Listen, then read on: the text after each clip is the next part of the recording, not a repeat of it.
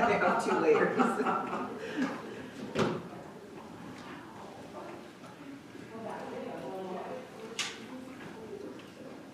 We're good. Okay, good afternoon, everyone. I'd like to call the meeting to order for Tuesday, January the 28th. And it is our regular meeting of council. All members of council are here with the exception of Councilor Boulanger, who is away. We have our CAO, Deepak Joshi, with us, and we also have Heather Stanek, our office manager. So with that, if I could have a resolution for the adoption of the agenda, please. Resolved that the agenda for the meeting be adopted as circulated with the noted additions. Communication for action, 5.4, Red River Basin Commission Annual Fish Gala, and planning hearings, Shinko Development 14.19 Soccer Community Planning Services Report. Can I have a mover, please? Councillor Bazarowicz, Councillor Spicer seconds. Any further discussion or any other additions to the agenda for today? Hearing and seeing none, I will call the question. All those in favor, opposed, and that is carried. Moving on to confirmation of the minutes, we have 2 sets of minutes. We have our regular committee or regular council meeting of January 14th and our committee of the whole January 21st. So if I could have the resolution for those, please. Thank you, Madam Mayor. That will be resolved the minutes of January 14th, 2025, regular meeting of council, and the January 21st, 2025 meeting of the whole be adopted as presented. Can I have a mover, please? Councillor Strang, Councillor Sutherland seconds. Any further discussion, any corrections to the minutes or clarification? Hearing and seeing none, I will call the question. All those in favor, opposed, and that is carried. Okay, is Tyler going to speak now or later? Later. Okay, so we'll move on to communications for action. And the first one on our agenda is the Manitoba Planning Conference, and I think the invitation was attached to our agenda along with the program. Heather, I'm sure that you have some that may want to attend that. Yourself. Just me? Okay. Okay, so the conference is March 5th to the 7th, and so the resolution is resolved. Mayor Peebles be authorized to attend the Manitoba Planning Conference in Victoria and Brandon, Manitoba, are March 5th to the 7th, 2025. Can I have a mover, please? Councillor Spicer, Councillor Bazarowicz seconds. Any further discussion? Hearing and seeing none, I'll call the question. All those in favor, opposed, and that is carried. The next item is the 2025 REC Conference. And Heather, did you have anyone come forward wanting to attend that one? Just me for the lunch. Well, we talked about that a little bit, and I think Deepak was going to see if he could find out a little bit more about if we could just get tickets for lunch if anybody wanted to go rather than for the whole conference. Go ahead, Councillor Strang. Madam Mayor, just to let you know, we have the planning conference, we have the REC conference, and it's also our Red River Basin executive meeting. They're all those same Days. 5th to the 7th. Okay. So I won't even be able to, because we had a Red River Basin executive meeting last night, and a lot of them are going to planning or going to the REC conference. So I will be going to the other, Okay. so we're sort of spreading out all over. Yeah. Yeah, I kind of looked at that too. I wouldn't mind going again, but can't do it. So. Yeah, I'm surprised they're all at the same time. So it looks like nobody will be going to the REC conference then. We'll just look to see if we get something for What lunch. about, Councilors. Brandon's going? Brandon Brandon. is going, yeah. So. Okay, so that is We'll all just- for that one. We'll just receive it as information for now. Information, yes, for now. And if somebody does change their mind, because it is not until March, so if something changes and you want to go, bring it forward or let Deepak know for the early February meeting, and it can be dealt with at that time. Okay, moving on, the next 5.3, the next R meeting, and I believe that is in Dougal on February the 6th. Correct, Madam Mayor. And it's at the Dougal Community Club, and so we'll pass a resolution as we have for most our meetings. Do we want to identify individuals or just council? I think just council, and as long as whoever wants to go lets Heather know so she the secretary know over there, so. Thank you, Madam Mayor. So resolved, council be authorized to attend the Association of Rural Municipalities Capital Region meeting at the Ducal Community Club, Ducal, Manitoba, on Thursday, February 6th, 2025. Can I have a mover, please? Councilor Bazarowitz, second Councilor Strang. Any further discussion? Hearing and seeing none, call a question. All those in favor? Opposed? Carried. Okay, Red River Basin, the annual fish gala, and I think it was just mentioned. And I think, Madam Mayor, in the past, we've purchased a table as it was the best economical option, and then be able to select if there's going to be all 7 members of council or some members of council and others that could attend Right. at our table. So if it's okay, we'll just pass a resolution going to the fish gala with mayor and council be authorized. Yeah, I think that's the best, and as I mentioned earlier, I think our Red River planning meeting is that night, so at our February meeting, we'll see if we can't get it moved till the week after, so that those members from all the municipalities that want to attend the fish gala have the opportunity. Thank you, Madam Mayor. So resolve Mayor Feeble Corning Council be authorized to attend the Red River Basin Commission Annual Fish Gala at the Access Center, West St. Paul, on March 19th, 2025. Can I have a mover, please? Councilor Spicer, second Councilor Sutherland. Any further discussion? Hearing and seeing none, I'll call a question. All those in favor, opposed, and that is carried. Okay, moving on to new and other business. So, go ahead. Go ahead, no? So, Madam Mayor, normally I provide a monthly update on statistics related with fire, by law enforcement, and other matters. And so, but at year end, at the beginning of the year, our Manager Protected Services gives a much more thorough review of those areas. And so our Manager Protected Services is here to speak to that. So Tyler will come up and we'll make his presentation regarding the Protected Services review. Did we want to run it Deepak from the actual slideshow into the W drive? Or how do you want to do that? We'll just show it from here. Sure. You did a great job, Thank you. I think. Okay. So, as Deepak mentioned, I put all the stats together. So we're going to run you through the slideshow here and show you everything we can for each department. So we'll go to the next page. So in the introduction, the presentation will analyze fire emergency response calls from the past year, providing key insights and highlights. Additionally, we will review the total calls for bylaw enforcement, animal control, and emergency management. So topic 1 will be the emergency fire response calls. So this is now the collective emergency fire stats. As Deepak mentioned, every month we get the report of how many, and we break it down for each fire hall. Now this is going to be collective, so all 3 combined, we were sitting at 291 response calls. The top 5 calls are listed there. Vehicle collisions, number 1, wildfire rescue, structure fires, medical assistance, fire alarms were the top 5 calls. And if we look, we have a couple more points in there, one being the average firefighter per scene, which is 10.87, total firefighter hours per incident, and emergency response time. So now we're going to go to each separate hall individually. So East Selkirk Fire Hall had 121 service calls, very similar to the last many years. More vehicle collisions, number 1, wildland fires, followed by false alarm, structure fire, and down wires. And again, there's the pie graph showing every call that they attended. Narrow, our second busiest hall, 30 motor vehicle collisions, 14 structure fires, 11 medical assists, 9 vehicle fires, and 9 fire alarm calls.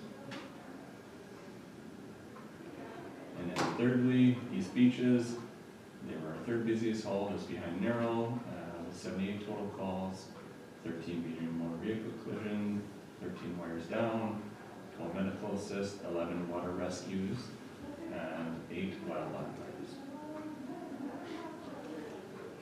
Go ahead, Councilor Bazarowicz. Probably going to touch on it anyway, sorry to interrupt you. That's okay. It's just that while we're here, the medical assists, you had a total of 27, 11 at Narrow alone, 12 at East Beaches, Have you talked to him about getting reimbursed on that? Apparently that's coming. I don't know when it's coming, but yes, we have had conversations about it. We can have more thorough conversations, but it's definitely one of our busier calls that we're attending on a regular basis, and that's for how many years, right? Because that's got nothing to do with us. We're just doing it. It's the same as the auto pack. We get reimbursed, and how it's supposed to happen. Yeah, we'll definitely look at that for sure. Get more details for council. Yeah, and I guess my comment would be, you know, it is a medical assist and we realize that It that is. isn't necessary. It's just, Can I, basically, I guess in my mind, when you're called to that medical assist, no, it's not related to fire, but there is no one else in the area that can do those sorts of things, and I think that's why you're called upon, and if we could get reimbursed, that would be really good. Yeah, a little question. Go ahead, Councillor Sutherland. Like the monitored fire alarm calls? Yep. If it's a false alarm, that's still monitored there in that, just whatever the amount is. Yep. Because I imagine quite a few of them are false alarms, eh? Yeah, there's quite a few. It's something, same thing, as soon as that fire alarm goes off, we have to respond. Oh, I understand, I get it. But if we're looking at, you know, if what I'm getting at is maybe some sort of recovery in cost, we can definitely look at that. But yeah, it's definitely another one of the consider calls. Okay, thanks. Just wondering. Okay, anything else before Callie moves on?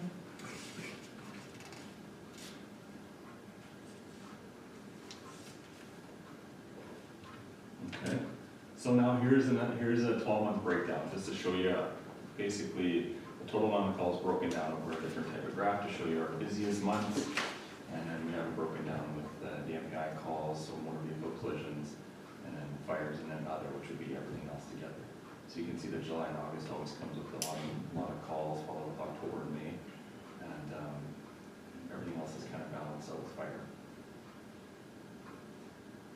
And now, just to go into some year-end highlights, we have, one of the biggest things, we had no injuries in 2024. Our average response time was similar to 2023. We have had regular meetings with each fire hall. We've conducted and went through the fire wages review and the newly agreed rate of pay for the members.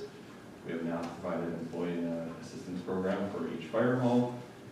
We updated our firefighter constitution, and we continue to do regular reporting for council.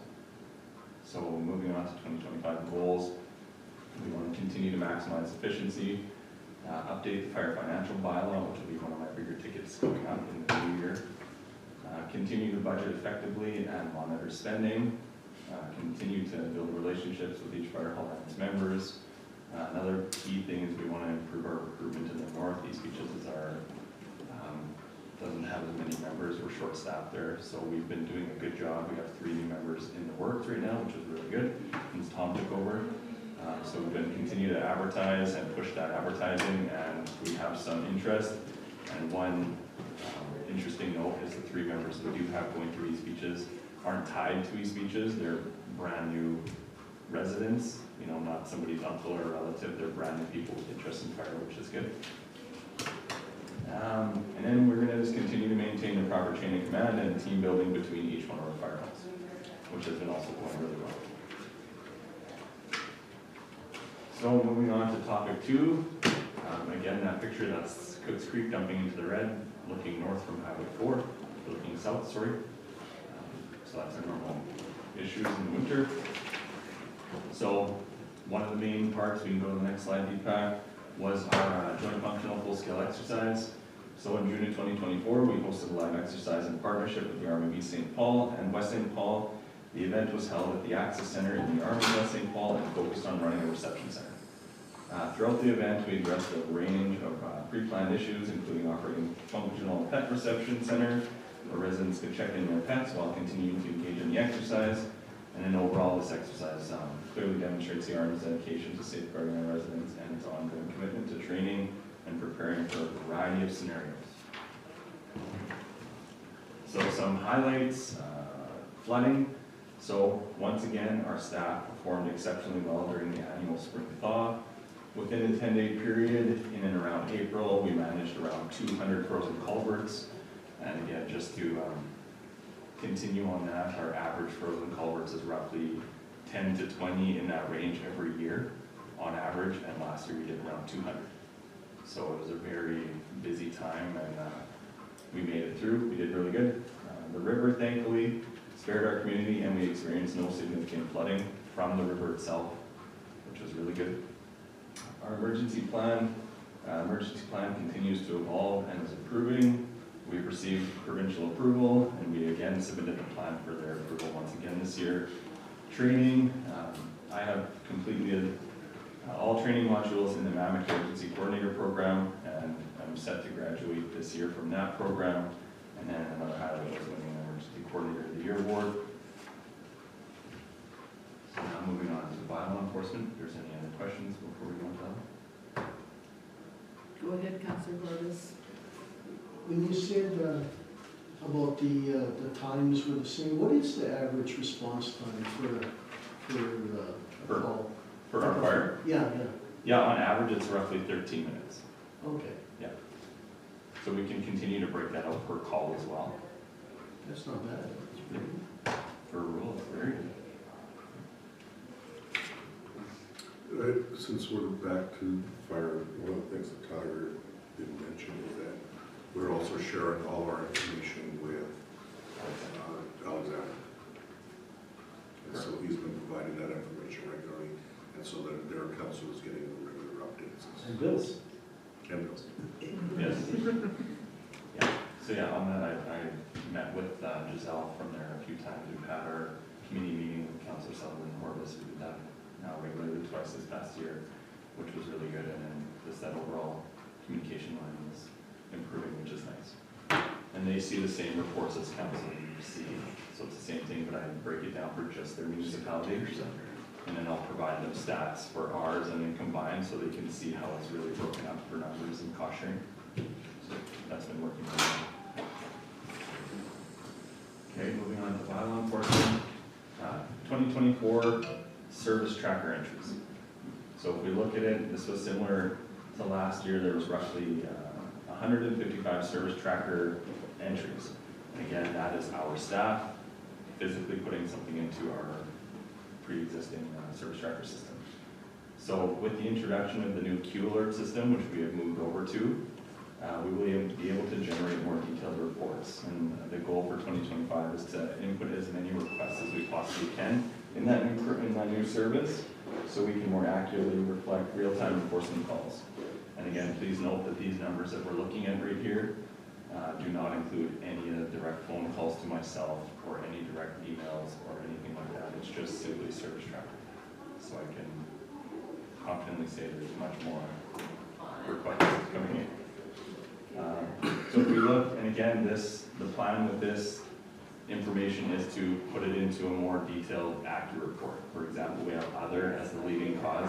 That's, for example, a staff taking a call, not really knowing what it is, because there's a wide variety of issues that take place in the RM, and just sticking in another, and it comes to me and it gets treated the exact same way. So these can be planning matters, fallen trees, interesting drainage requests, wild animals, you name it. There's a wide variety of calls in there. So moving on to animal control. In 2024, Prairie Bylaw Enforcement continued to provide municipalities with animal control services. We had a total of 47 complaints go directly through their dispatch service, which is down from 94 the previous year. Many of the complaints were similar. They were dogs running at large, and then a few were barking type issues. The remaining service calls, again, were mostly barking and those types of matters. So here are 3 little furry friends that we had in our care and we saved or got them back home or rescued. So just a touch note on each one. And these are, I wouldn't say common scenarios, but they do add up over the year. We just had 2 over the last 2 days that we dealt with, and we were able to reunite the dog back home. But the poor little guy with the rough eye, that guy was found at St. Peter's Church off St. Peter's Road this past year, just by himself in the cold, in bad shape, so I worked with a rescue that was able to take him and go through their organization to get him all fixed up, which was a very big bill that the organization, the rescue did pay, so we didn't have to send charges for that. So that little guy got rescued and shipped off to a new home. The next guy there, he was found over in Bell Lake, just a stray, got lost. And the third guy, another stray example that we were able to rescue. So it's very important that we get these dogs back home as fast as we can. So going on to summer bylaw enforcement weekend shifts, that is our summer month prairie bylaw enforcement contract. So 2024 PBLE provided a high level of bylaw enforcement through our entire RM. So on that, I know over the past, the mentality was make sure we have our bylaw enforcement dedicated in the beaches areas. Throughout the last few years of managing the service, I ensure that if we have issues in the south, which there are, we have PBLE almost like a map where I want them to go, how they get to the Arpole RM. And if there's issues, they come right back. So we've spread out the work, which is good. And with this, it included weekly meetings with their staff and direction from myself. So every Friday I would meet with their sergeant or their manager at the time. I'd give them scripts and exactly what to do, where to be, and how to say it. And then they go out and execute it. So they've done a really good job. Some key points: there was a total of 68 shifts, 33 calls for service directly from their service, and 316 public contacts. So this was a number that I wanted to really ensure that was communicated properly with council and with prairie bylaw. A big factor with bylaw enforcement is actual education presence. So one thing I wanted them to do was actually be out and talk to people and say hello and talk to the kids on the bikes, talk to the parents on the walk, to show that presence, and we've done that. So each one of those is more so a conversation, right? Or some sort of topic between a resident and prairie bylaw at the time, which is very important. Main calls: off-road vehicles, followed with noise, parking.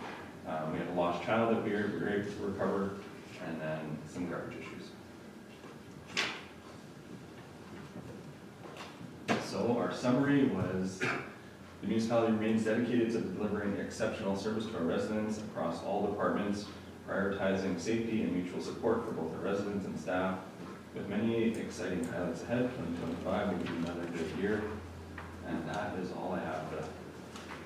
Okay, does anybody else have any questions for Tyler? Go ahead, Councillor Spicer. So is the correct term Q alert now? Is that what we're calling a service traffic? Or whatever, just so people get used to the correct terminology. Good question. It can go one of two ways. It can go with just service tracker again. It can go with Q alert, or it doesn't really matter. I think we should go with service tracker. Okay, Q alert is the software, Right. and we don't want to get that confused. that's fine. Yeah. Okay, so,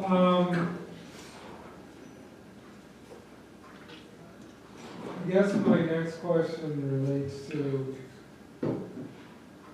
like, I'm sure there's probably more than 155 complaints we've had over you. Which means that there's two things happening. One is we've got to decide at what point does it go into service tracker. Like if someone phones the office and has a simple question, gets a simple answer, probably doesn't need to go in. But as you've noted in your report, probably everything else should be going in there, including emails that we forward, all of that kind of stuff. So I'm guessing that number's going to be drastically different at the end of 2025, which isn't such a bad thing, because now that means that we can take a look at where our challenges are, our strengths and our weaknesses, you know, and see what we can do to change those things. Definitely. Let's keep in mind the numbers that Tyler showed you were bylaw enforcement numbers, when the numbers he showed not all of the public works and water or water. Well, and thank you for clarifying that, because I'm sitting here on garbage pickup, I'm sure we've had some, right? Yes. It's not here, right? So, no, okay, and So, that's We another. plan to, the intent is to put in as many of those as possible so that we get accurate numbers on everything. So when we do have situations such as a large snowfall, we can get a good handle on what kind of calls, how many are we getting at a regular snowfall, is it consistent? What are some of the things that we need to change? And so my plan is to have further discussions with the management team. And so the next 3-4 months will be a learning experience, making sure that everything gets in there. So for this year, by the summer or by the spring, the intent is to have everything going into Service Tracker as a service request, whether it's done online, through the phone call, or through our own staff. Okay, thank you. Go ahead, Councillor Horvis. I like the way you make that prairie bylaw stop and talk to all those people. And that's a big thing, even the city and policing now is all going towards that. They're trying to implement all that. That's a really good idea. That's smart. Anybody else have anything they want to share or ask Tyler? Go ahead, Councillor Strang. Thank you for your report. Good information on there that some areas you wouldn't even think of. Yeah. Somebody reporting. But is this going to be put on our website too for resident information also? It's already available on our agenda. It's public, but we'll look at sharing some of this information on the website as well. Thank you. Okay. If there's nothing else, thank you very much for coming in, Tyler. I'm not sure if you're Staying. hanging around. I got 2 more things. Okay.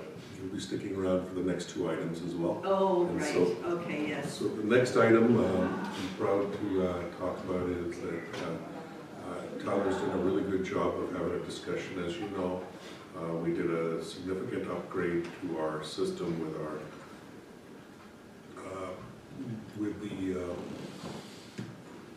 the fire departments, where we looked at providing support, employee assistance program related with stress and sometimes very difficult situations that our firefighters are facing. But these mental health related issues that can happen are not just available just to our firefighters or only to our firefighters. And so in discussions with the AMM, when we looked at providing it, so just so you know what we did for the firefighters, what they have is the ability to utilize this Together All service or get the one-on-one through employee assistance. And so with that, we discovered that there was an opportunity to expand the program further, and this is where I want Tyler to come and explain what's happened there and what we're going to be looking at offering through to our entire community. Sure. So, when we were first exploring when the fire halls came collectively to seek more assistance with quote-unquote mental health struggles or just some sort of support, one of the first things that was provided through Western Financial was this program called Together All, free of charge. So what Together All is, if we look at it, it's founded in 2007. It's a leading online mental health service that provides millions of people throughout the United States, Canada, UK, and New Zealand to access community and professional support 24 hours a day. It's basically like an online tool where you can create a profile, you can be anonymous, or you can, create almost whatever kind of avatar in a sense that you want to be on this portal. And there's a whole bunch of tools and plans if you're struggling with any sort of issue, whether it be anxiety, stress, alcoholism, anything like that. So it's a free community that you're able to sit on and look for help and kind of reach out and talk about what's going on. So we offered this to our fire halls, which we have done, and then the employee assistance program. What was recently shared with us through Western was that this program that was just offered to our fire halls at the time is now available community-wide under our name, which means that we will be able to share this information and pass this out to our residents and have a tool for free and no charge to us or to the RM or to the resident. So that is the plan. So I just received this news. So with that being said, there's a wide variety of different benefits to this program. So our plan is to be able to communicate that we have this available. So what I'm recommending is that myself recommends we create a comprehensive communication plan to effectively reach as many residents of the ARM as possible. For example, through our social media, website, everything we can on a big blitz with all the information, and our newsletters as well, to inform the residents of this confidential service which is available at no cost at all. And so with this, we plan to put out a communication plan to share and identify how this information, we will be, as far as I can tell, the first community in the province offering this to our residents. So we're going to work out some of those details, and then this service will then be made available to our residents. It can be made available throughout the entire province from all the other communities, but it's a matter for them to take advantage. So I think we'll be leading the way, and I truly believe that this is a proper method to start offering sort of a critical resource, which is proven to work in other countries and other locations, as well as it still protects the anonymity and protects the personal information of those individuals that are involved. And so with that, what we also have is a quick little video that we will be putting on our website that will go along with this. So I wanted to make sure that you saw that. And so this is the... Are you looking for a supportive space to express what you're feeling? Here are the top 3 reasons to join Together All, your online community mental health resource. First, it's a safe and anonymous platform where you can share your thoughts without fear of judgment. Second, connect with others in meaningful ways through group discussions called talkabouts, where members share and support one another. Third, unleash your creativity by expressing yourself through digital art, making your experience even more impactful. Don't miss this opportunity to be part of a caring community. Join Together All today and take the first step toward better mental health. So that'll be part of Can you our... match the lips to what she's talking about? We're on delay here. Yeah, there's a bit of a delay. That's all. Mine is jumping around anyway, but it's not working properly. And so sometimes it's better to watch the bigger screen for those kinds of scenarios, because you have a bit of a delay from my screen to yours. But that gives you an idea of what some of the things that's being looked at as part of this, and I think this is a great opportunity to take advantage of something that's been made available through the Association of Manitoba Municipalities, through our Western Financial, our insurance provider, that I just don't think is being utilized very well for us, for creating safe and welcoming communities. So, thank you, Tyler. So, Questions? Go ahead, Councillor Spicer. Need a mover and a second? so I'll read the resolution. Thank you. Whereas Western Financial Group has informed the municipality that Together All is now offered to our entire community at no cost, and therefore be it resolved that the administration begin developing a communication plan to share Together All services to its residents and employees. Okay, can I have a mover, Councillor Spicer, second, Councillor Strang. Any further discussion on this initiative? Hearing is, oh, go ahead, Councillor Strang, sorry. Just when does it actually kick off? We anticipate in the next month. Okay. Sometime in the next month. There's some details to work out about registration of people to be able to just be able to get in it.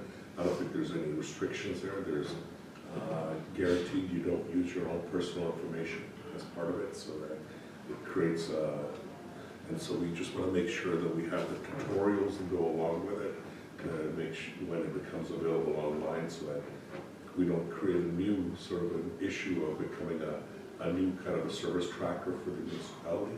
What we want to do is show it as much as possible as a self-serve model and contact Together All for any help. Well, nothing comes to us anyways, it all goes to, It does, Yeah. but when we offer to offer our own website, there will be some residents saying, how do I use this and so forth. So Okay. we want to be able to turn it into as much of a self-service model as we can. Thank you. Okay, anything else? I have a mover, I have a seconder, and if there's nothing else, I'll call the question. All those in favor, opposed, and that is carried. Okay, the Okay, next moving on is is the the, narrow fire hall, the grass fire truck information. thank you, Madam Mayor, go ahead, Tyler. So Narrow Fire has requested to purchase a 2023 Chevy Silverado 2500 within the 2025 capital budget. A budget estimate of $100,000 was included in the 2024 financial plan. So the primary use of this truck will be fighting wildland fires and grass fires and assisting with a variety of fire-related situations. Given the ongoing price increases for new vehicles and the challenges in securing a newly used vehicle, the Manager of Protective Services has requested that Narrow Fire seek a newly used truck to ensure that the total cost does not exceed the approved capital budget. So this truck will replace a 2005 F-250 that is pretty much at the end of its life. The recommended quote from Winnipeg West Automotive Group is $67,429 plus applicable taxes, totaling $72,149.03, including PST. This quote includes off-road tires at $1,500 and an extended warranty at $3,129. The extended warranty covers the truck for 10 years or 140,000 kilometers, whichever comes first. The extended warranty includes coverage for a variety of repairs which can be completed at any dealership, repair center in Canada or the US, which is very good. The truck will need to be equipped with the necessary tools to fully function as a grass fire truck. The estimated cost for outfitting the truck with the new aluminum deck, with storage, hitch, rear winch, dual batteries, decals, GPS, and transferring existing equipment that is still salvageable from the 2005 truck is roughly $30,000. If approved, we will begin outfitting this new truck, or the newly used purchase, as soon as possible. The total combined cost for the truck and the equipment is approximately $102,000, which will be funded by the Fire Reserve. Questions for Tyler? Go ahead, Councilor Sutherland. So I guess they've looked around and Yes. determined this is what they. Correct. So I've had them looking for trucks for a little while now. The deputy Wally has done a really good job. We found a truck, but again, the challenge with used trucks like this is they're gonna go pretty quick. So we had a truck we were interested in and sold the same day. I wouldn't be asking for permission last week. So Yeah. there was other trucks, but yes, we've been looking and looking, and they found this truck and it fully suits the needs. 37,000 K, it's hardly any K. Right, and then the warranty will cover another 100K or 10 years on top, Yeah, right? it's amazing. So, Sounds good. I think so. Okay. Anything else? Any questions, any further questions or comments? If we have a resolution, if you want to bring it forward, please. Resolved, administration be authorized to proceed with the purchase of the 2023 Chevy Silverado 2500 HD at a cost of $67,429 plus applicable taxes, funded from the Fire Reserve. And further be it resolved, the administration be authorized to purchase the necessary equipment to outfit the truck to function as a grass fire truck at a cost of approximately $30,000 plus applicable taxes, funded from the Fire Reserve. Can I have a mover, please? Councilor Sutherland, second, please. Second, please. Councilor Spicer. Any further discussion? Hearing and seeing none, I'll call the question. All those in favor? Opposed? And that is carried. Madam Mayor, if I Yes. could ask that 6.4 be delayed until I've requested for the Manager of Public Service or Public Works to be in attendance for that discussion, and that'll be at 3 o'clock. Yep. And so we can move on to 6.5 and we'll come back to 6.4 afterwards. That's fine, thank you. So was this in their budget, like budgeted for every year, Yep. is this cost is in? And it was budgeted at $100,000 for a few years. Okay. So just ballpark, if we went with a new truck and went through that whole process, it's gonna be a lot more than This is $100,000. So,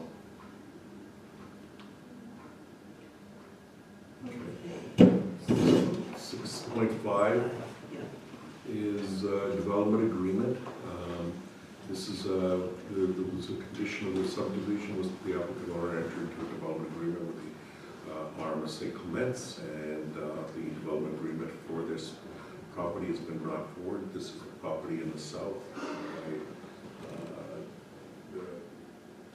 just north of Coronation, where we had that one lot that was split, and then there was properties. If you'd like, I can bring up a map to show you where it exactly is. And so I'll bring up the map.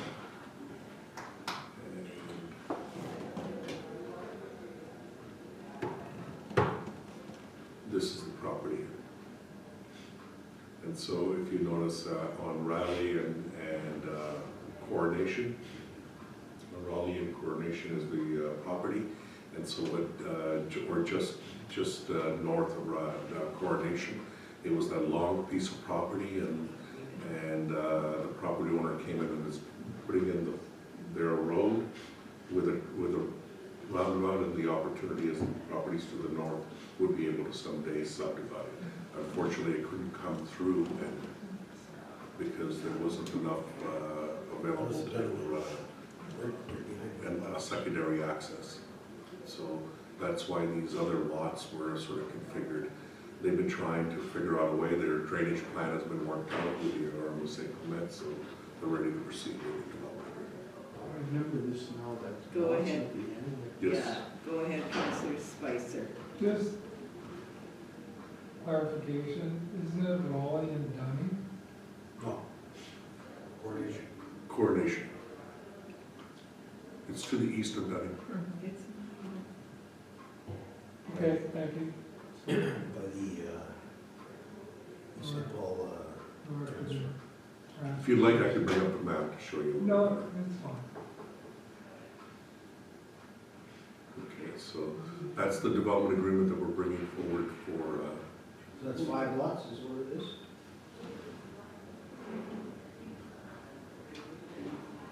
I think it was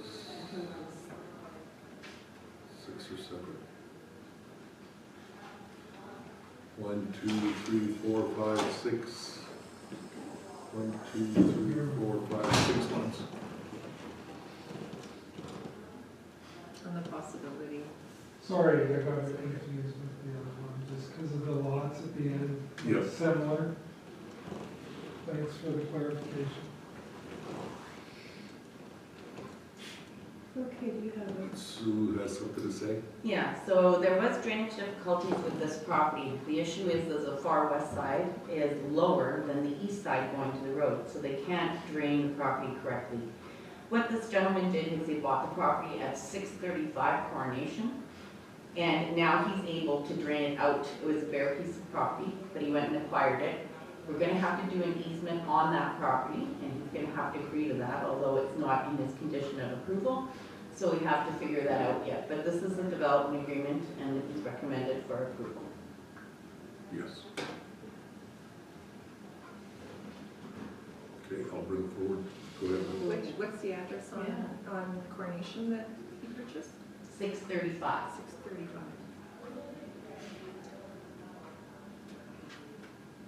So they couldn't design any drainage that would work because at the high end is that road, like normally the brook would drain out to the road, but the high end is at the road and the other part is low. So again, he acquired a piece of property that's going to drain down the west side of the property line. It's his. We will enter into a full easement on that area, and then he can resell that lot.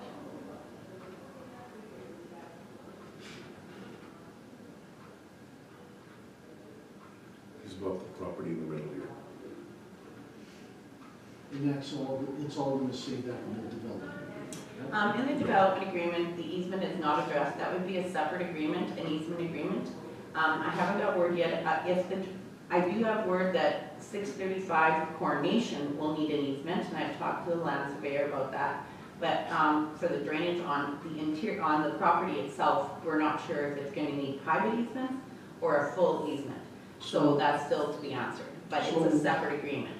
They'll, if one agreement gets approved and then the other one doesn't go through, then what happens? I I guess the same thing you could do in one meeting, right? You could have both agreements on one meeting. The Yeah. issue right now is, I do know the area on 635, but I don't know the area, and I've been asking Public Works to point out where they would like this easement, and I haven't got an answer. The developer would like to start a pre-construction meeting in the middle of February, so timing for getting the development agreement on was an issue. So yeah, that's why. Just make it Well, look just easier. for clarification, Yes, first of I all, understand. Yeah, just for clarification, the development agreement is related specifically with the subdivision. Okay, so the development agreement that we're approving today is for the subdivision of the land to the north. As part of the development agreement, that allows him to register the lands and subdivide the land.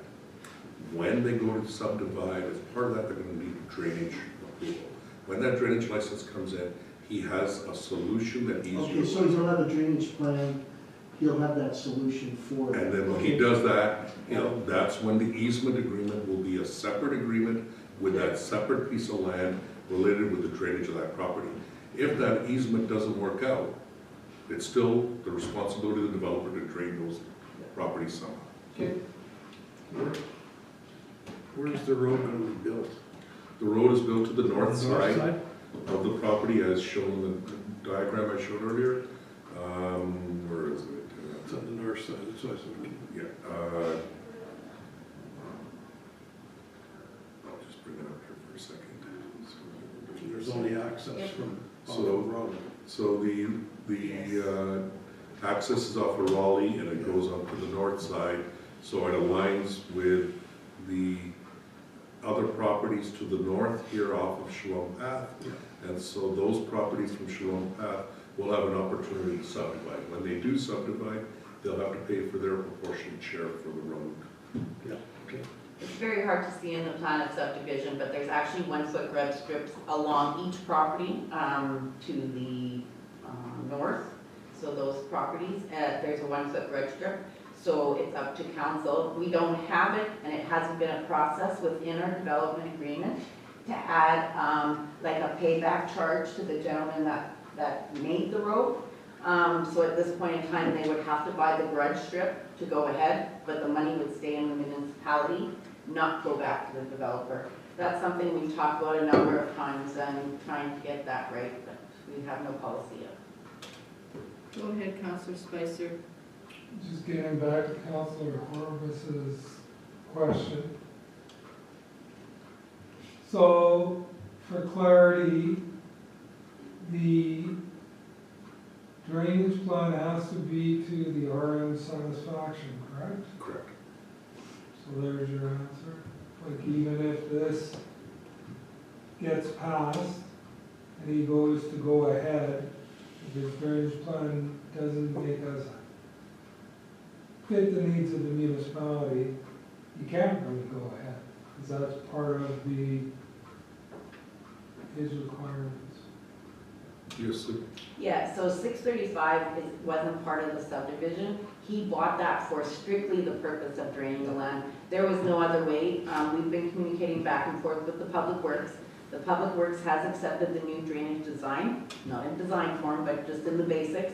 And they've accepted that with the drainage on 635. So we've had many conversations because he wasn't able to do the subdivision unless he could drain the land. The only way he could do it was to buy that lot. That was the only way. There's no easements in there, no nothing.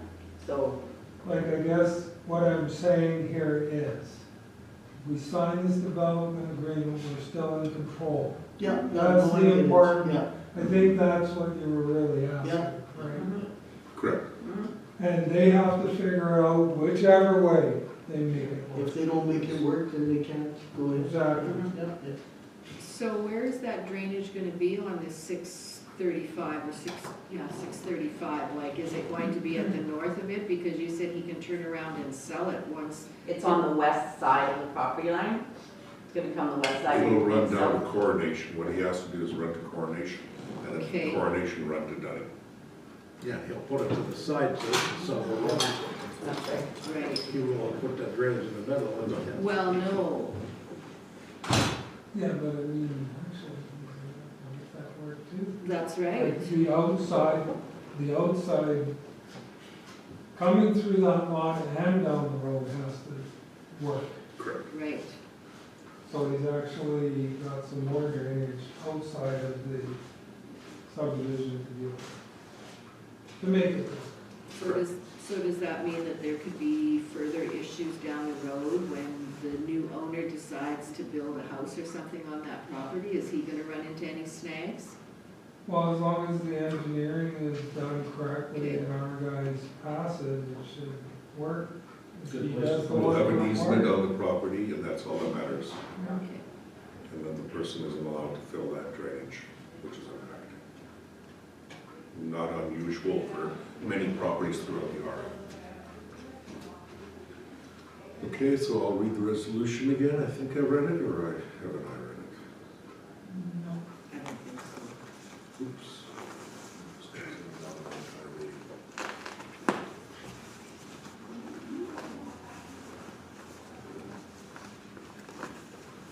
Okay, so 6.5. Whereas subdivision file number S22-2957 requires a development agreement, and therefore be it resolved that council execute the signing of the development agreement. Can I have a mover, please? Counselor Vazzarowitz, second Counselor Sutherland. Any further discussion? Hearing and seeing none, I'll call the question. All those in favor? Opposed? And that is carried. Thanks, Sue. Thank you. And so we'll go back to 6.4, Madam Mayor. Okay. And so 6.4, come on up, Kevin. Hi, Kevin. Manager of Public Services here. And, so what I wanted to lead off by first of all talking about this, and then we'll let it'll council for questions. What this is for consulting services, engineering consulting services related with the various projects that we have, about $3.5 million worth, which are the existing hard surface project and then the additional road rebuilds that were identified as part of our original budgeting process. Within that, Public Works went out through a tender process for engineering tendering with a point system, identifying which contracting firms, and they have a point system and selection of this. What's important to note is, it's critical, is that it's not just the total cost that was identified by the engineering firm. Because these projects, it's the engineering services related with those construction projects. That means it's design, monitoring, and certification for the construction of the material, construction of those roads. So just because somebody says that it's going to be 610 hours, through our experience, that doesn't mean it's going to be 610 hours worth of work. We generally know what these costs are, and as part of that, that's what was used as part of the point system.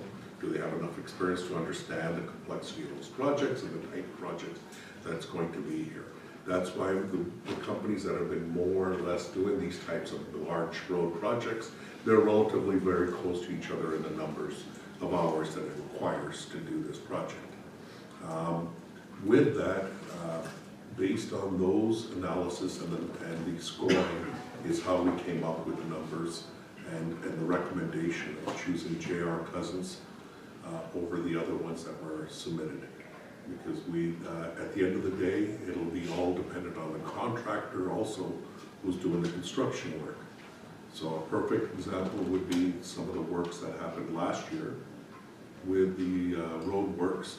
We had a very motivated and fast contractor, and because of that, it reduced the engineering costs. Who was the engineer last year? Stantec.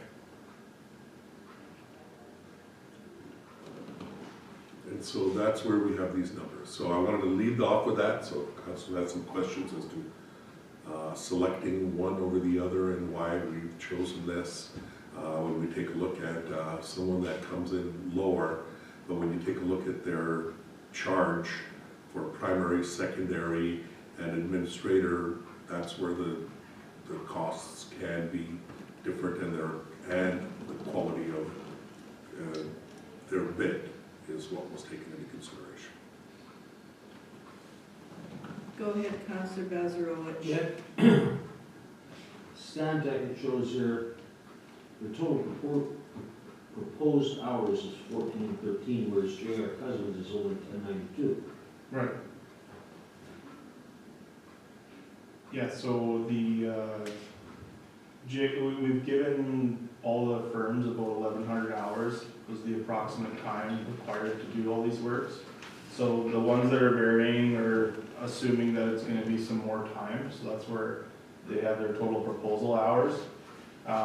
Yes, you're correct that Stantec has put more hours into that for that similar proposal price of JR's.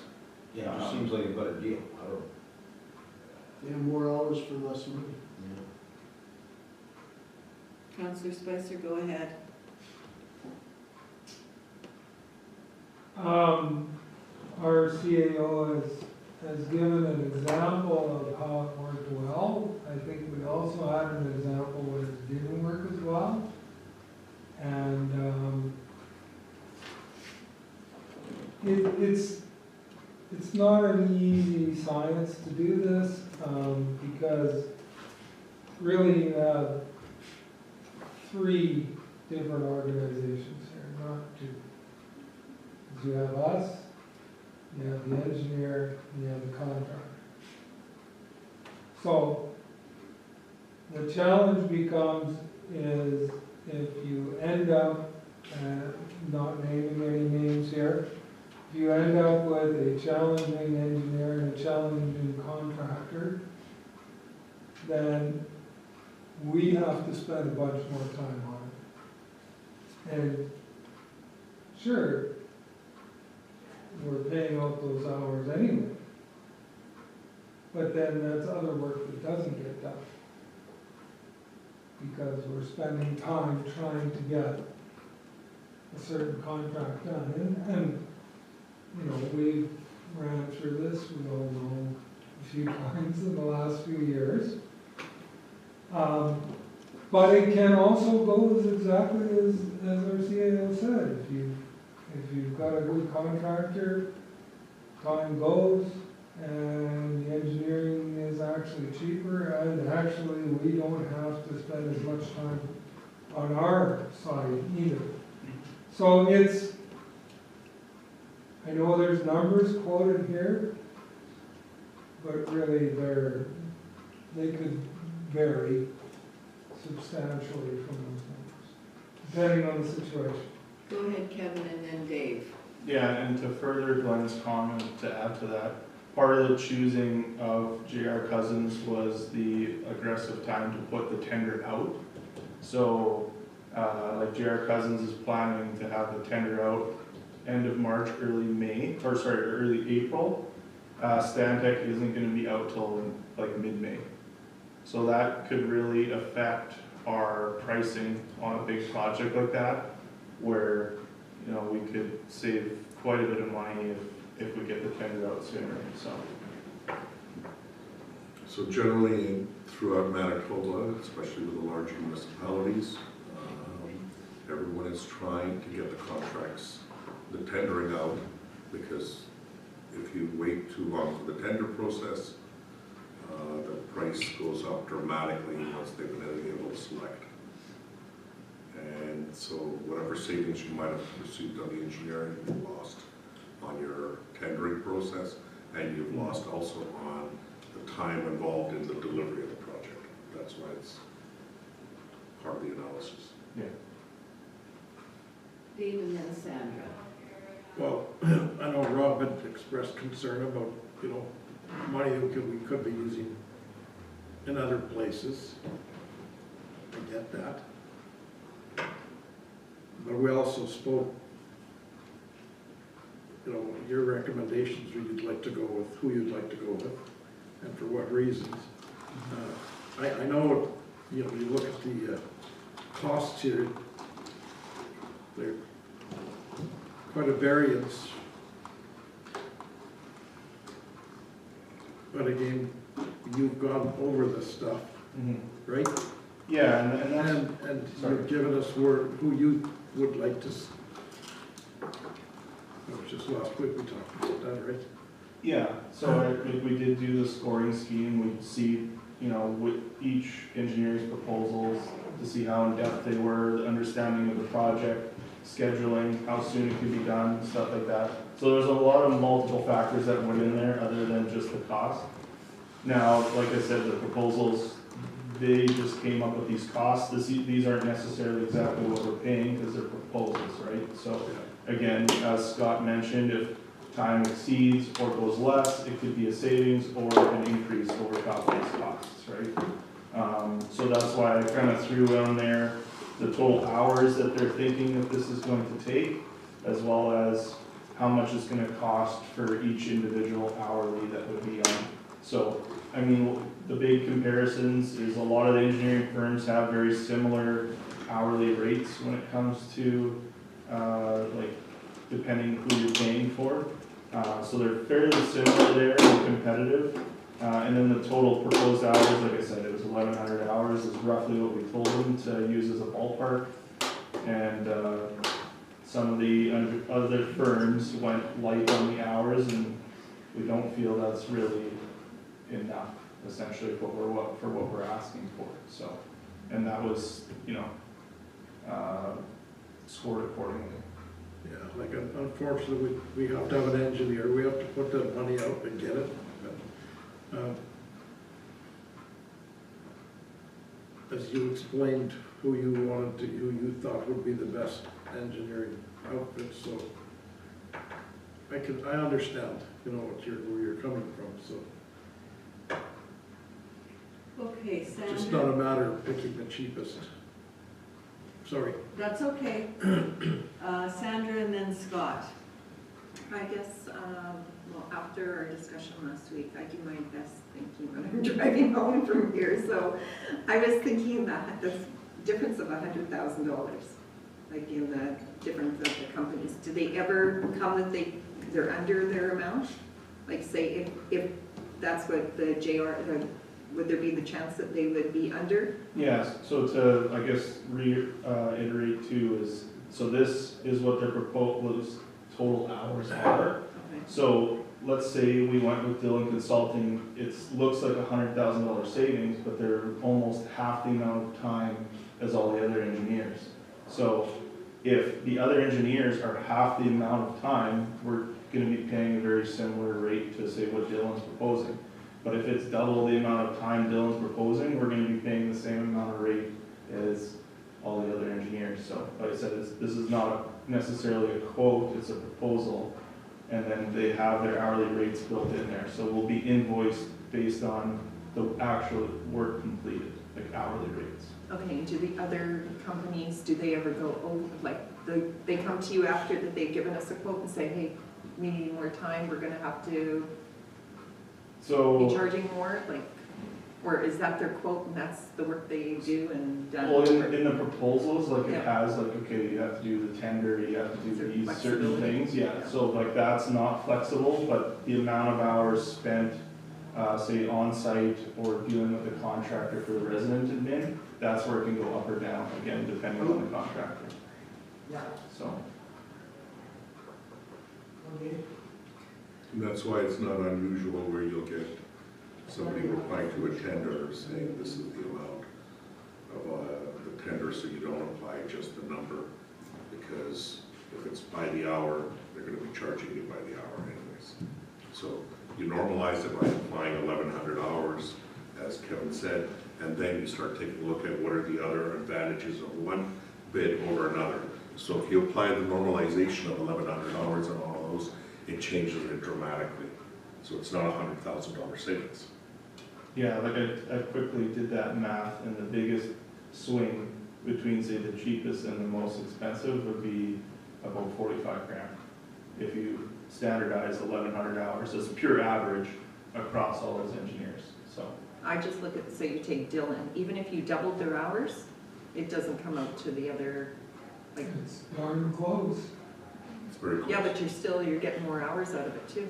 But look here, primary hours, And their number came up good. 233, 3 hours difference. Secondary hours So is primary, 145 That's to per hour. 160. That's a per hour charge, Oh, that's what that is, it's not the hours. yes. not the hours. Yes.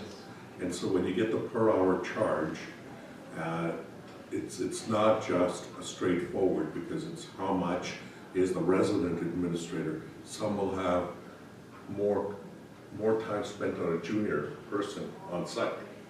Some will have less, it depends. Some will have their secondary more. And so it's part of that analysis. The basic principle here is once you apply the 1,100 hours, as Kevin said, he's applied the math, it's about a $45,000 difference. Then when you take a look at options such as scheduling and who's involved in those hours, that's when they do that next level of analysis. Yeah. The scheduling alone could save you considerably if you were able to do bids 2 to 3 months earlier. You don't believe that? Well, when was Dylan gonna put out the tender? The tender was gonna be May to mid-May.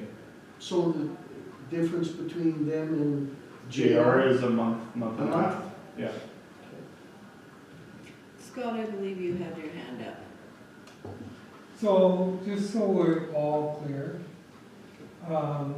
what we're asking for is right from soil test to design, to tender, Yeah, to basically, supervision, to certification that it was done to stand. everything, the whole package, start to finish. Yeah. Okay, anything else? Anyone else? Go ahead, Councillor Horbus. See, I guess where I have the biggest problem with this is what happened on that other road there, you know? I'd like to see you guys more involved in this stuff, because that got away on us. And it's nice to have somebody else come do everything, but you still gotta watch them in the end anyways. And that was a $3 million project right there. You know, so for me, it's like $100 grand. We could do another widening and bringing in the shoulders of a road. And I know that number might change from 94 to 120 or something, but I don't know, it just, that's where I'm going with this. I just see the dollars and, you know, like just, these guys got a stamp, they're certified, they come and they do this stuff, you know, so. Yeah, their rates though are very similar across the board, right? So let's say we went with any other firm other than Dillon, if we use them half the amount of time, it's still gonna be a savings to us, right? Like 610 hours of an engineer to do, what, a mile of paving? How many miles of paving are you talking here? Approximately, I know in kilometers, 1, 2, Okay, 3, kilometers, 4, like roughly 4 to 5 kilometers. 5 kilometers. Yeah, roughly, yeah. Is that resurfacing or doing, build? That's full reconstruction, Yeah, yeah.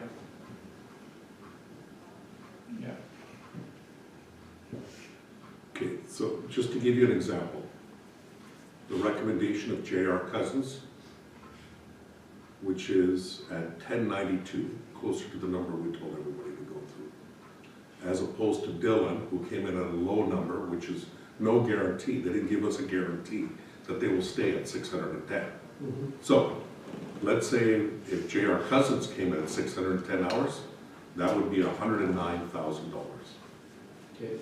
So that's the difference between $94,000 to $109,000 at 610 hours, if they were able to do it at the same amount, if we were comparing apples to apples.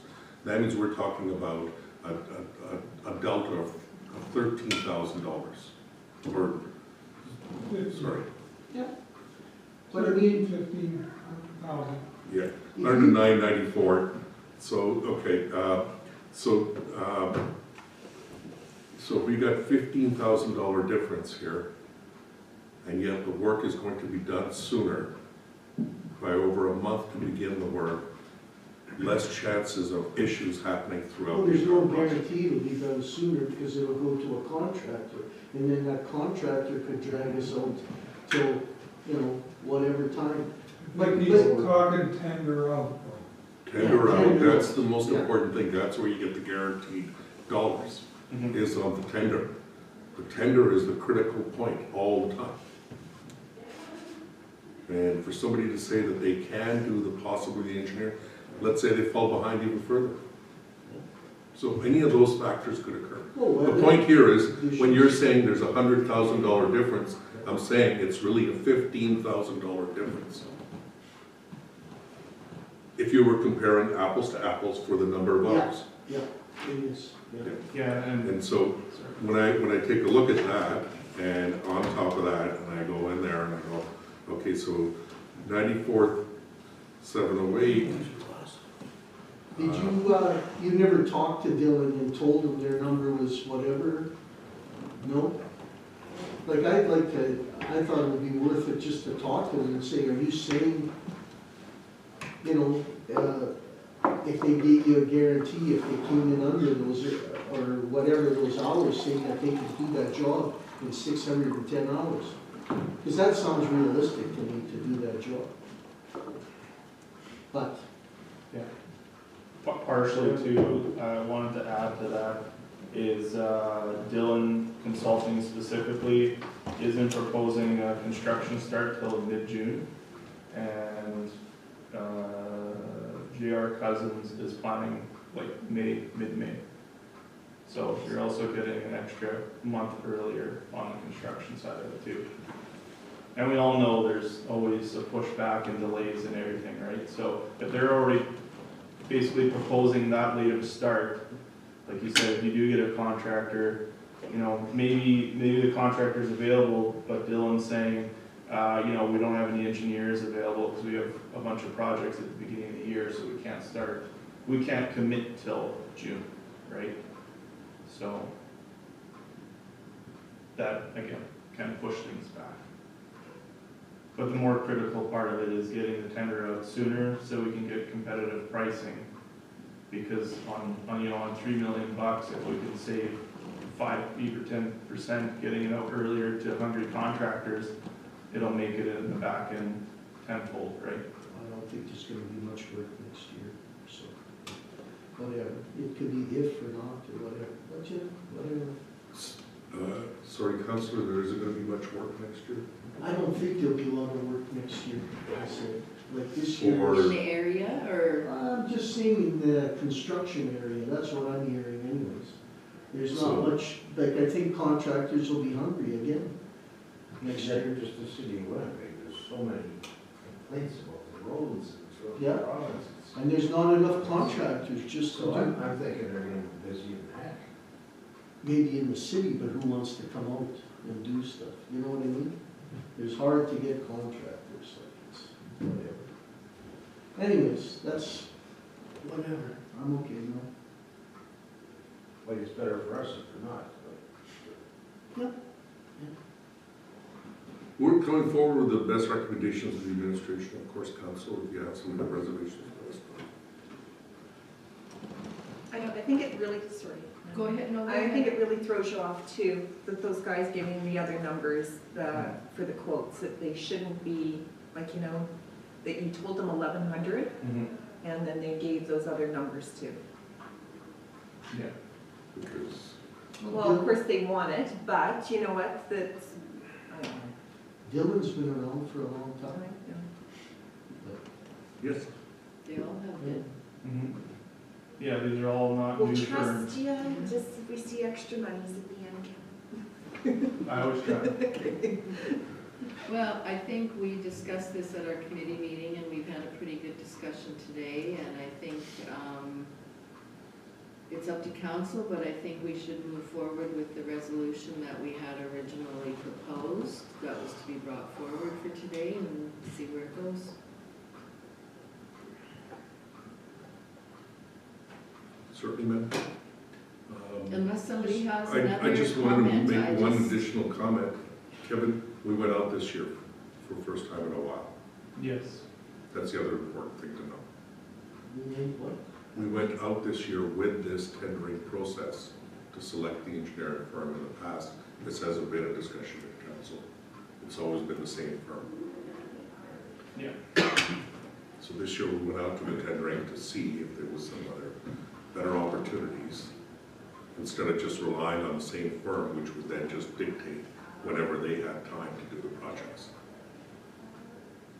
So this gave us an opportunity to take advantage of being able to get some of those things done and started sooner too. So if you get a contractor and he bids $1 million for the job, okay? And then another contractor bids 1.1. And you don't like the contractor that bid $1 million, but because you have to take him because you can't do the 1.1, right? If it was a straightforward tender on price alone, Yeah. if it's a tender for services, like consulting services, you have an opportunity to rely upon So why can't you do Point that for, system. why can't you do that for a contractor?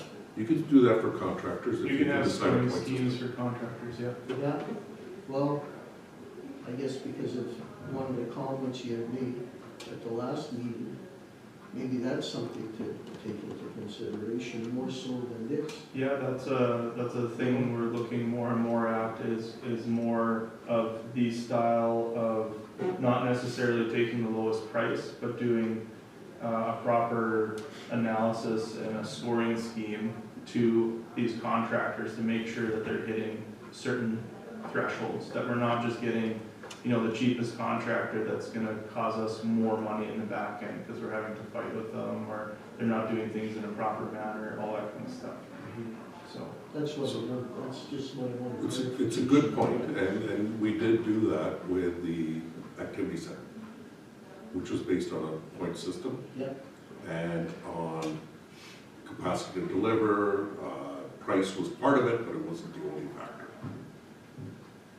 yeah, like schedule, we also had built into this scoring as well to find out what kind of schedule we're looking at, because we could pick a cheaper contractor, but we might not get it, like, for example, Dylan, the cheaper contractor in this, we're not gonna get tendering until, you know, sometime early May, and then not gonna get construction until June, versus, you know, the engineer that's a little bit more money is a lot more aggressive schedule, so they scored higher accordingly, right?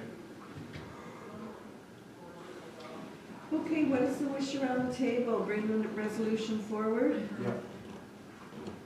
Okay.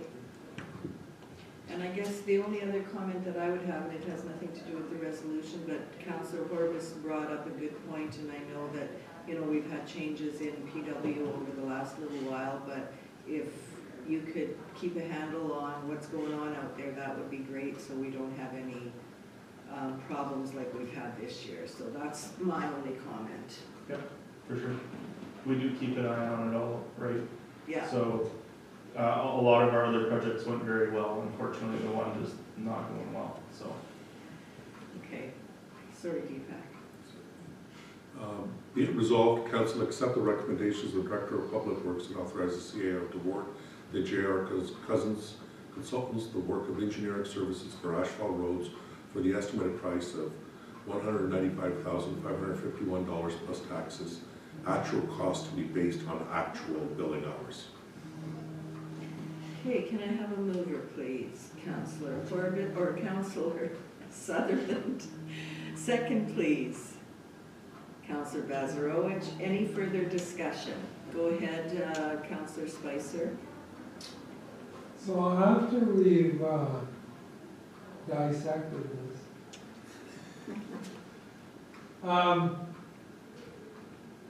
maybe we could ask administration of public works after the job is done, just to kind of show us what the numbers end up being. Certainly, I Just so think this is a. we know where it ends up. Yes, certainly, we can report back at the end of the contract to say how it worked out based on what we learned. And this is a worthwhile discussion because it's the first time we've done this in a while, Yeah. where we went out to look for the engineering services based on some of our experiences in the past, that wanted to see what is the billing out there and what are we learning from it.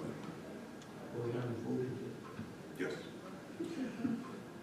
Go ahead, Councilor Bazarova. Yeah, it's, over the years, I just remember it was, you have somebody like Chabot or Maple Leaf, they would come in and they would give a quote and say how much it was gonna cost for the road, and they use their own engineers, is what it seemed like.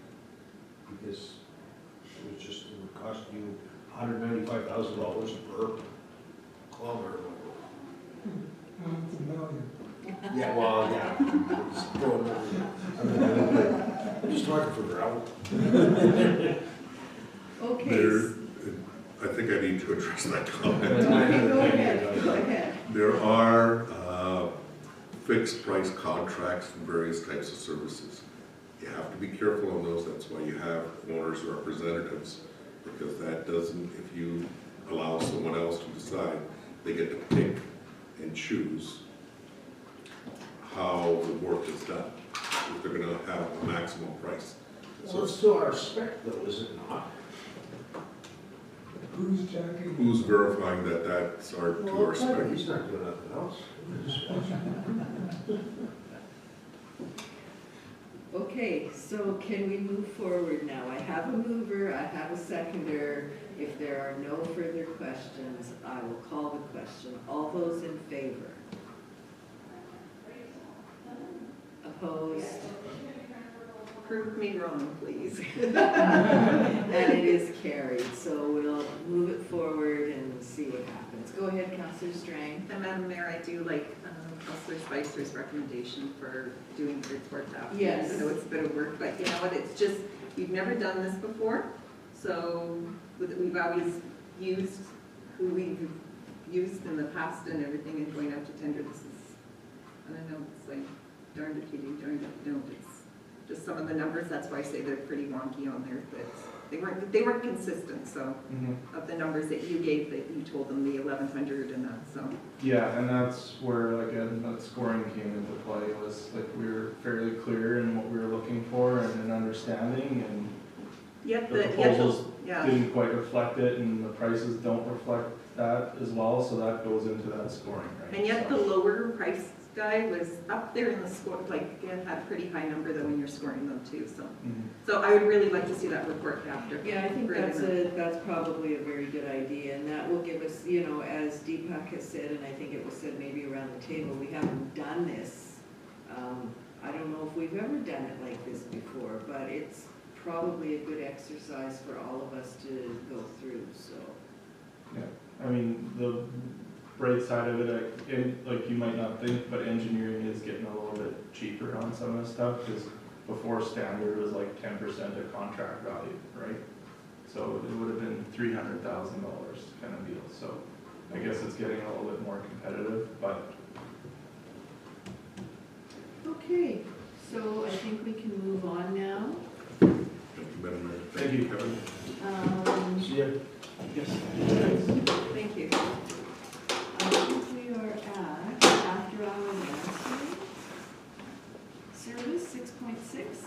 Yes, Madam Mayor, what we have here at 6.6 is the answering service. As we've noted several times, we've seen a decline in the service that we've been receiving from our after-hours service line. And it's also where we originally started with them. Now they're providing that call center service from much further away. And in many cases, we've had many comments from our own residents about comments related with the person answering on the other end doesn't know anything about our community or even Canada, to let alone be able to answer or take any of these requests for service. We've also had lots of miscues, I guess would be the best, where they misdirected the information or not been able to collect the right kind of information. So we've gone out to take a look, and Heather's done an investigation looking into where we can and where we can't replace it. And based on that, we received answers or quotes from two quotes from the same company, and so three different companies, all Canadian companies, with one of them directly out of Winnipeg here. And so, based on the pricing and the recommendations, and looking at it, we're recommending that we go with IP or I24 as our I24 image as our call management solution. And then council authorized us to stop using the existing call center service that we have so that we can move forward.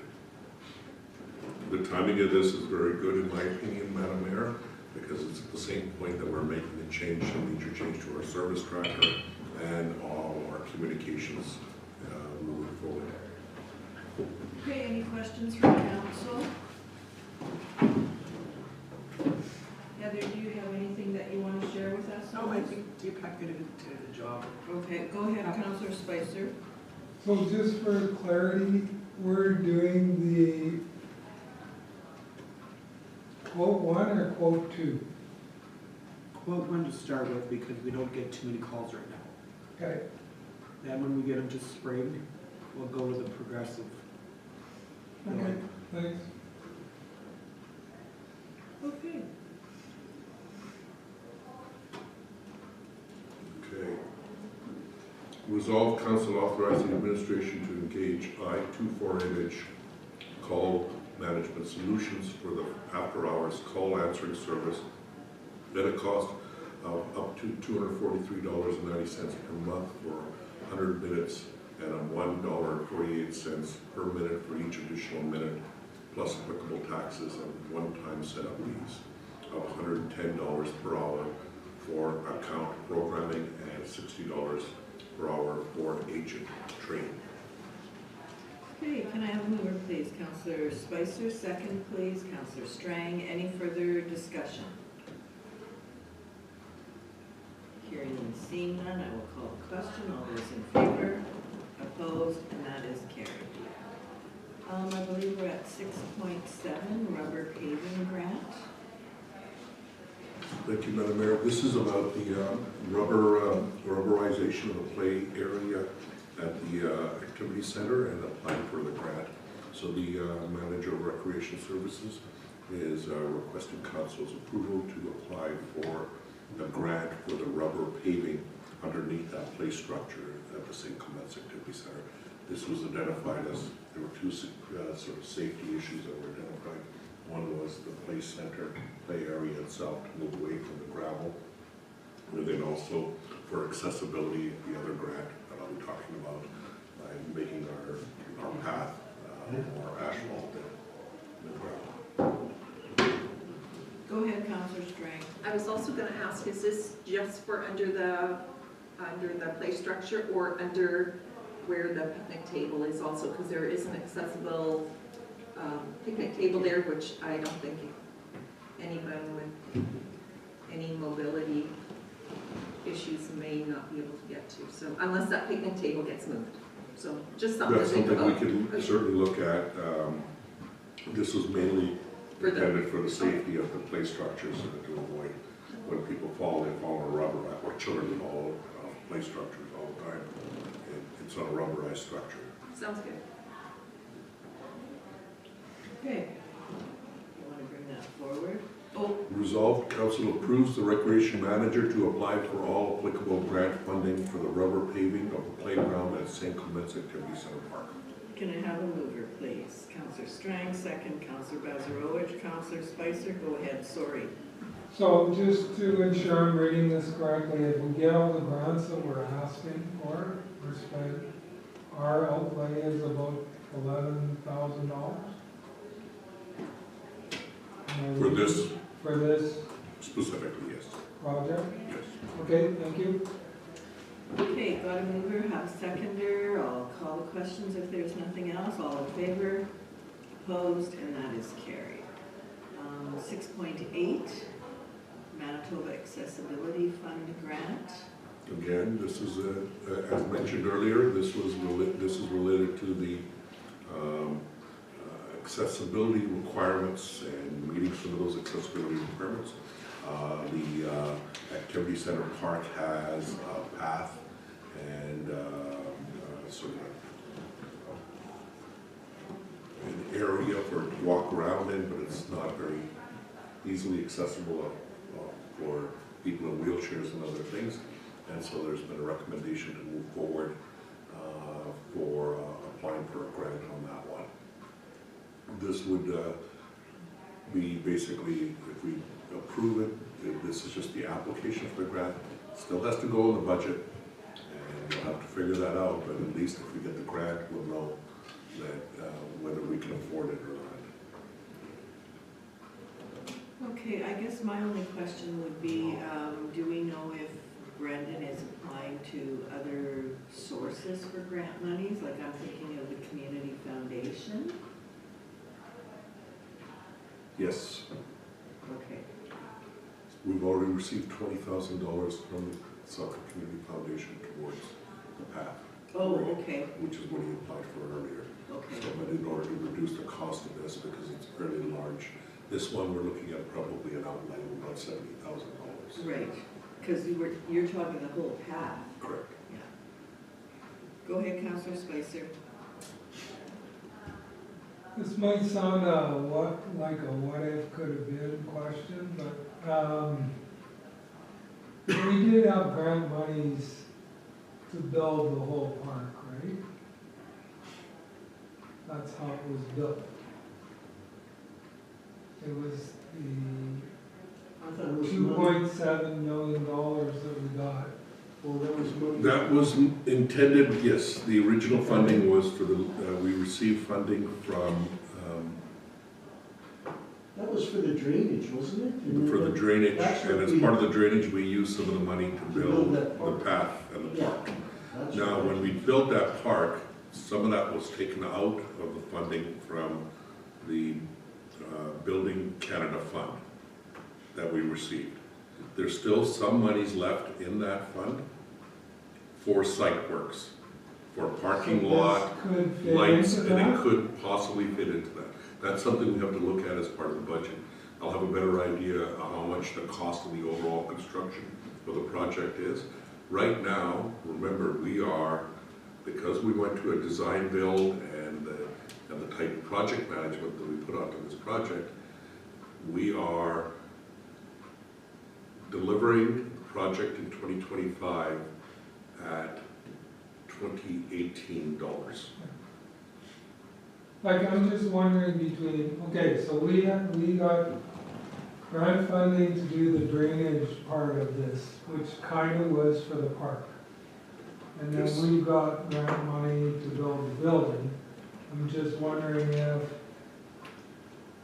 you know, if it's $100,000 outlay, is there an ability to use some of that grant money to finish off this path? There might be, depending on how much money is left over on that project, if any. Okay? That's part of the analysis. I specific, when I submitted the revised budget to, the federal government, I did identify that there was still some site works left to do. And this is where council, and we'll have to have that discussion with some of those site works, whether we do paving, because I was thinking possibly paving the sidewalk or parking lot, or expanding the parking lot, or possibly this. So that will have to be part of that discussion. Okay, thank you. Okay, anything else on this one? You want to bring the resolution forward? Certainly.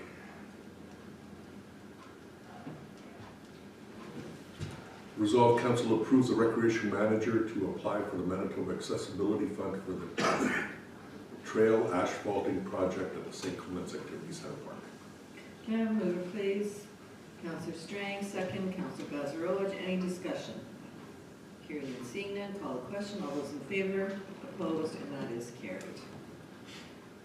Okay, we are down to the accounts and financial statement. Closed list of accounts. Resolved council approve the January 23rd, 28th, 2025 list of accounts, check numbers 25000039 to 25000105 in the amount of $477,335.02 for payment. Can I have a mover, please? Counselor Spicer, second, please. Counselor Sutherland, any questions, comments? Hearing and seeing none, I'll call the question. All those in favor? Opposed? Carried. And if we want to move on, Selkirk Weed Board. Okay, so these are charges, Madam Mayor, that were invoiced by the Selkirk Weed Board for works, weed bills that were sent out last year and that have not been collected, so that they're going to be put onto the taxes. So the resolution is, whereas the Selkirk Weed Control Board annually administers the weed control program and charges the property owners for the cost of controlling weeds, and whereas there are amounts which were due in 2024 and have to date not been collected, therefore be it resolved that as per letter received on January 7, 2025 from the Selkirk Weed Board, $1,346.10 be added to taxes for outstanding weed bills as per section 252-2 collection of fees to the Municipal Act. Roll numbers are 523400, invoice 2588 for $170.78. The roll number 218500 for invoice 2659 for $170.78. Roll number 11900, invoice 2645 for $170.78. And then roll numbers 211522, 211521, 211520, 211507, 211508 for invoice number 2664 for $347.88. And roll number 425300 for invoice number 2623 for $485.88. Okay, can I have a mover, please? Counselor Sutherland, Counselor Spicer seconds. Any further discussion? Hearing and seeing none, I will call the question. All those in favor? Opposed? And that is carried. Next one are some more weed bills to be added to the taxes. So resolved that council authorize the following sundry accounts, receivable accounts, be added to the tax roll as per section 252-2, collection of fees to the Municipal Act. This is for roll number 60955, accounts receivable account number 1194 for $125 and $224.25. Roll number 29112, accounts receivable account number 2355 for $278.59. Roll number 29530, AR account number 2360, $299. Roll number 295536 for AR account number 2361, $299. Roll number 44550, AR account number 2362, $221.38. Roll number 431620 for accounts receivable 2363 for the amount of $131.96. And roll number 21150, accounts receivable number 2364 for $189.75 for a total of $1,768.93. Thank you for that. Can I have a mover, please? Counselor Bazarowicz, second. Counselor Strang, any further discussion? Hearing and seeing none, I will call the question. All those in favor? Opposed? And that is carried. Okay, 7.4.1, I believe we're at, and that is a grant for 2025 for Holiday Alley. Yes, Madam Mayor, so for the Holiday Alley for 2025, for the 2025 event, they're requesting $1,500 related to sheet poetry at Holiday Alley, which we've been supporting on an ongoing basis. And it's been a resounding success at Holiday Alley. And so they're requesting for council to continue with their commitment. And we're recommending approval for $1,500. Okay, any questions, comments? Go ahead, Councillor Sutherland. Is that's the same amount of money as last year? I'm not sure, but I'm kind of I thinking think it it is. could be. Yeah, okay, thank you. Questions, Sandra? Yes, did Holiday Alley, they came through with this request to ask us for the machine? Why I say that is because they're always looking for something new. Yeah. But if we could sponsor something new too, that, like, this has been very successful for the past few years. Yeah. But I just thought if there was something else new that our municipality could sponsor, I believe we're the only one that does sponsor with Selkirk for Holiday Alley too, so Yeah. just getting our municipality's name out there and so the residents know. Not bad. Well,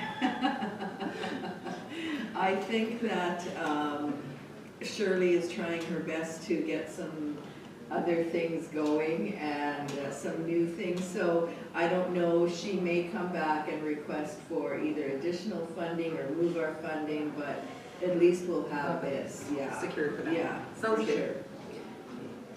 sure. Okay, So resolve council approve the sponsorship of sheep poetry at Holiday Alley 2025 in the amount of $1,500. can I have a mover, please? Councillor Strang, Councillor Spicer, seconds. All in favor? Opposed? And that is carried. Okay, so we're to the bylaws. And Deepak, if you want to perhaps review this or explain this one, I guess I was kind of, when we were talking about it the other day, it was like, what are we doing this for? So we have a bylaw that was established that allows for the Selkirk bow hunters to lease the space on our lands. And it was established as per bylaw for this lease that was given to them. And the time has run out on the previous bylaw, so it has to be renewed. And since it was done by bylaw, we're coming forward back as bylaw. And it's been brought forward for the agreement to sign the lease with them again. And so this is the first reading. And so there will be an opportunity at second reading if anybody wants to come in and ask questions related to it as part of the bylaw when it comes forward. So we publicly advertise and so forth. Okay, Councillor Spicer and then Councillor Sutherland. Two questions. I'm assuming the last one was 21 years also, the last lease? Yes, it started, I think the last one was 2004. Where's this located, is the second question? On Road 80 off of where our old one, well, Charlie's Okay. dump, we call it. Okay, good. Okay, if you want to bring the resolution forward. Resolved that bylaw 1 of 2025 being a bylaw of the Rural Municipality State commence to lease certain lands be given first reading. Can I have a mover, please? Councillor Spicer, Councillor Sutherland, seconds. Go ahead, Councillor Yeah, I Sutherland. just, I think I cut you That's off, okay, sorry. that's okay. I'll second it, but I don't think we've ever had any issues. I know they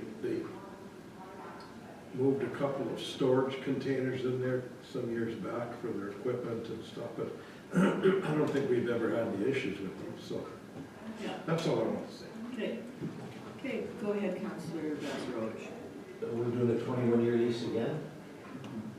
Yes. Okay, wasn't there some plans of maybe developing in there? Maybe we should think about 5 years? No, you're probably thinking of a different property. This is on Road 80. So it's not the Brownfield road? No, it's not off of So Harold we Avenue. have two different archery clubs? Yes. Okay. This one has been around for a long time, so. Well, I hope that's what we're talking about. That's what I'm, off Road 80. Maybe that's, thanks Glenn for bringing that up. Maybe that's not done. I guess I was looking at the legal description for the land here. Okay, this is not Road 80, this is Harold. Oh, okay. It's the gun, like, called archery. Right, Yeah. but see, we're talking about Road 80, which is Chorneys, off north or That's east the of gun shop. Chorneys. Yeah, like this is the. Soccer, game and fish. No, No, that's, their game and fish is there, but this is separate. yeah, Okay. but this is not what the bylaw is for. This bylaw is for the property on Harold Avenue. Like Okay, it's, yeah. so that's, good thing So, Lynn brought that up, so. so now, whoever That's a brought good up about question. the, okay, we do have a mover and a seconder, so what is the wish now? Because this is, as we say, we don't know that we want to do this for 21 years. No, I don't think we want to. So how do we? So 8.3 of the bylaw states the lease may terminate this agreement effective, which would be the effective date of this new bylaw, of any year by giving notice in writing to the municipality at least 1 year prior, so they can terminate within 1 year notice. Okay. And then, without restricting any, the municipality may at its sole option immediately terminate this agreement in writing if the leasee has failed. Leasing makes an assignment to the benefits of the creditors. Leasing suffers a lien. And where the leasee terminates the agreement, where the municipality terminates this agreement, in accordance, so what we can do is put in a similar clause, and we can do that at the second, which is to allow the municipality to terminate with 1 year notice, How about even for any less? reason. How about even less if you had something that was gonna go on that property? We could certainly look at that and bring that up with them. Yeah, I think that was the one there. Could we also Did we have ours are in Bring 6 it. months? at least think that it was 21 years? Could we even bring that down to 5 years? I know we- Oh, sorry, this 8.7 is there. Notwithstanding any other provisions of this agreement, the municipality may terminate this agreement at any time by giving the leasee 90 days notice in writing upon the expiration of such period of 90 days from the giving of the notice, the agreement and the term hereby dismissed shall absolutely cease and determine that by the end, be at and upon such termination. Yeah, and if you read a little further, clause B there says the lessee shall within 180 days of such expiry or termination, remove all personal property. So you're giving them, what is it, 90 days notice? 3 months notice and And 6 then- months to remove. Right. So, okay, so we're good? There's nothing in there, no loopholes in there that screws us up. I'm just, Okay, I It's a have, good question, and what we'll do is we'll rerun it by our legal to make sure that there's no other issues. I understand what council's direction is, and then when we come for the second reading, we'll be able to address those issues. Sure. okay, I had a mover, I had a seconder. If there's no further discussion, I'll call a question. All those in favor? Opposed? Carried. Can't vote 'cause it was over the roof. Oh, right. Okay, so now we're communications for information. So anything jump out at anybody?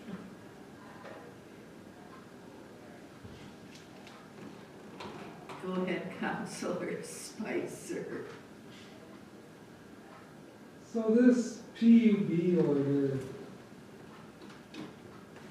I guess this is directly related to water and sewer only, correct? Correct. But I think we've pretty much retired any old infrastructure we had that we're not using at this point. Correct, because they would have impacted the treatment plant, which has been now decommissioned, and the lagoon is, But what they are asking us for is something different, or similar to what we have with the landfill now, right? That you kind of put some money away for closure, dismantling. So this, in some ways, will affect rates. correct. And will be part of that rates master study. It's just to be completed when? As soon as possible. Any ideas? I I'm hoping to get that started as soon as I get back from my vacation. It was something I wanted to get started before Christmas, and I haven't been able to. When you're going on vacation. Okay, whatever. Doesn't work I that way. apologize, Counselor, but as you can tell, I start getting very short if I don't take enough holidays. Okay, so that'll be There's coming a question. forward. Go ahead, Councillor Sutherland. Came to mind here, where you talked about lagoons and old landfills. Up at Grand Marais, was the good dump at one time, the transfer station, and we also had lagoons. When we decommissioned all our lagoons, I never did finish the closing in. I think there's 2 cells at Grand Marais in there. Well, I just didn't finish it. I was doing each liquid with the cap, covering over all the ones at Lebo and Dunning. Grand Marais, I can't remember, I think there's 2 cells that aren't finished, maybe more. So they're just sitting full of water. I just wanted to bring it up, that's all. It might be something to, you can't see them, they're hidden, they're way at the back. But Always Everybody ready needs to to do that in Canada. So we'll discuss that further in camera. disregard those comments, sound like the judge is saying. Well, I just wanted to bring that to your attention. Thank you, you did well. For the world to hear. I can't be clear. Can't unhear that. Okay, so let's move on, and we can talk about that a little bit later when we have our break in camera. Okay, so there was nothing that we had to do with any of these PUB rate studies and things like that. We have to do our rate study, but you'll get Yes. on that when we get back, Correct. in between budget. Yes. Thank you. Okay, is there anything else on Hopefully my AI assistant will. on the info correspondence that anybody wanted to bring up? Okay, so if there's nothing else, I will move on to council reports, and I'm going to start with Councillor Spicer today.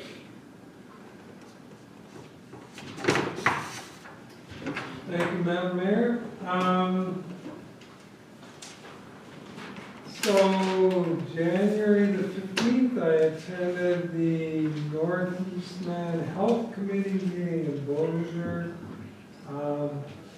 Basically, these meetings are bi-monthly, I believe, and we look at getting updates on any issues on the eastern side of the province here for the IERHA and dealing with health. So there was discussion about, you know, as we all know, there's still issues with having enough people to provide health care. So they did go through each of the towns and communities that have health facilities and how they're doing in regards to having enough people working there. Couple of interesting things. So there's a bit of a competition challenge that we have. Is each RHA is trying to attract doctors and professionals. Well, so is Shared Health. So they're, in a way, they're kind of in competition against each other, which is, you know, it just makes it that more challenging for rural areas, right? So, there are some incentives to go to rural. You know, it's not a drastic amount of money, but there are some.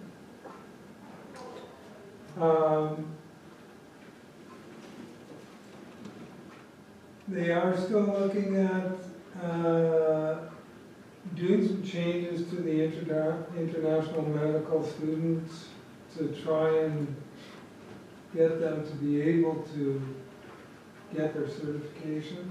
That's, there's some streamlining of processes done there, but of course, at the same time, you know, we do want people who are qualified to work in whatever of those professions they're looking at. So, next meeting is March 6th. Gaynor Family Library, we had a regular meeting. We have Tracy Sliker as the new board member from St. Andrews. They are looking at, and probably will be contacting administration to get some more library info in the RM's newsletters. So, one of the things that we're kind of focusing on in our strategic plan is increasing our membership in St. Clements, because we're, I think we're at 23% people on membership, so that's one of the focuses that, so they might be contacting the DPAC just to try and see what we can do to get the word out there. We are still talking about some type of a sign-in ceremony in February. Maybe DPAC has something to update on that. We've extended Huddle's lease to September 2025.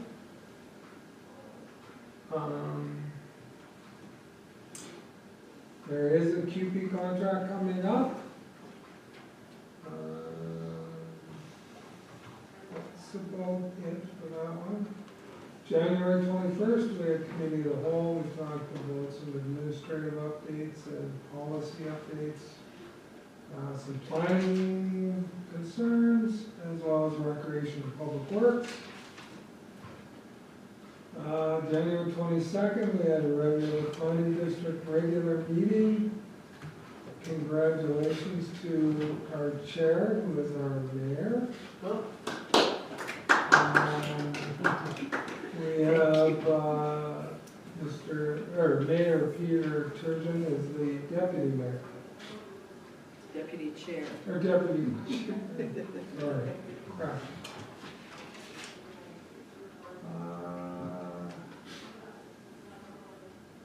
Don't know if there's much more at this point on that one. And we had a Northeast Red Watershed District meeting on the 23rd. Likely there's going to be spring tours again in each one of the districts.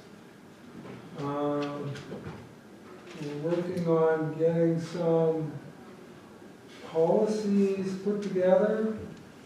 I have been named the representative of the Manitoba Association of Watersheds for the Watershed District. I think that's all I have, other than you will also be getting contacted, DPAC. They're looking at possibly some spring tree giveaway options. So I think you'll be getting an email on that. And I did also mention to them that we talked about having our open house maybe in June this year instead of later, and asked if they would attend. But of course I don't have a date, so I'm just kind of throwing it out there at this point. If there's no questions, that's all my report. I just have one quick question. What did you say that you are a representative for, the Manitoba representative for which?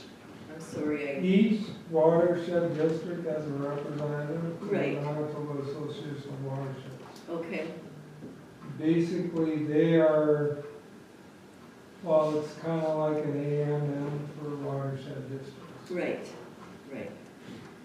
So you're the rep for just our area or for the for this? Specific district. For this That's- watershed district, Okay. Northeast Red watershed district. Okay, well, no, the only reason I ask is because when we were at Red River Basin, they talked a lot about watersheds and water and storing it and moving it and doing whatever, so that's why I asked the question. So you may be interested in joining us sometimes for our RBC meetings, so. I Okay, think there is some linkage there. yeah, Correct. yeah, so. Okay, Counselor Bazarowicz, what have you got to share with us? January 13 through 16, Railroad Base Commission in Grand Forks. There was talk of extreme droughts, fire, including the California fire, and floods. It's going to be all over the place because our seminars, they did I this know. puzzle together or whatever. Okay? Align? A line, yeah. There was plants and ditches, to beautify ditches, and then we went into maple syrup. It's a 40-to-1 sugar, the sugar to water. They talked to the Lake Traverse Channel, $4.5 million for that. They don't seem to have any shortage of money there. It's like, we're always struggling for money. They have so much. Sandhill Watershed District, 500 square miles. Like how big are our watersheds, Scott? They're not that expansive, are they? Well, the one we're in goes right from St. Anne in the south to Alexander in the north, the river, and part of Reynolds to the east. Right. Yeah, So so that's a it's pretty fair big size. area. Yeah, pretty big area. Now, would that be 500 square miles? You're asking well. No, Yeah. no, maybe 500 square miles. No, it's Maybe okay. a lot, but it's not more. Like I say, there's a huge. Then there was Cole Armstrong spoke on Manitoba environment and climate change. She also spoke on nutrient and dumping, especially from the city of Winnipeg. And there was another one on the mitigation of zebra mussels. Apparently they have a 3 to 5 year life. They're controlling them in Grand Forks in their pipes, their pipe systems, which they shut down for the winter. They either use chlorine, which is very, very expensive, but it kills them. They use copper sulfate as well. But what they found works best is they electrically charged anodes within the piping, and it keeps the piping clean, but it doesn't work on the screens. The screens don't work. Hi, David. Hi. Sorry. Soil health in the Red River Basin, restoring fish passage, flood damage and restoration. And then on January 21st, so we were here, we had the cow meeting. We talked about garden suites, communication, zoning, and we had an RPD update from Jennifer. And that's it. Okay, thank you for that. Counselor Horbis. All I have is January the 21st, the cow meeting, and Glenn covered everything that was. Okay. Counselor Sullivan, what have you got to share? Also, January 21st, the call meeting. January 22nd, a weed board meeting. We have 2 new members from St. Andrews, Chris Mondor and Tracy Slaker. So Lori was the chair. So we had our elections there, we tried to, and nobody wanted to put their name, or put anybody's name forward for the as chair. I was vice chair all along, but I guess I'm chair now. We did hold it off because somebody said, well, maybe Tracy, but she was on holidays, so I don't know. And What did you tell me when you called me? I wasn't going to. That's right, you're right. I didn't say that. Sometimes you don't have a choice. Yeah.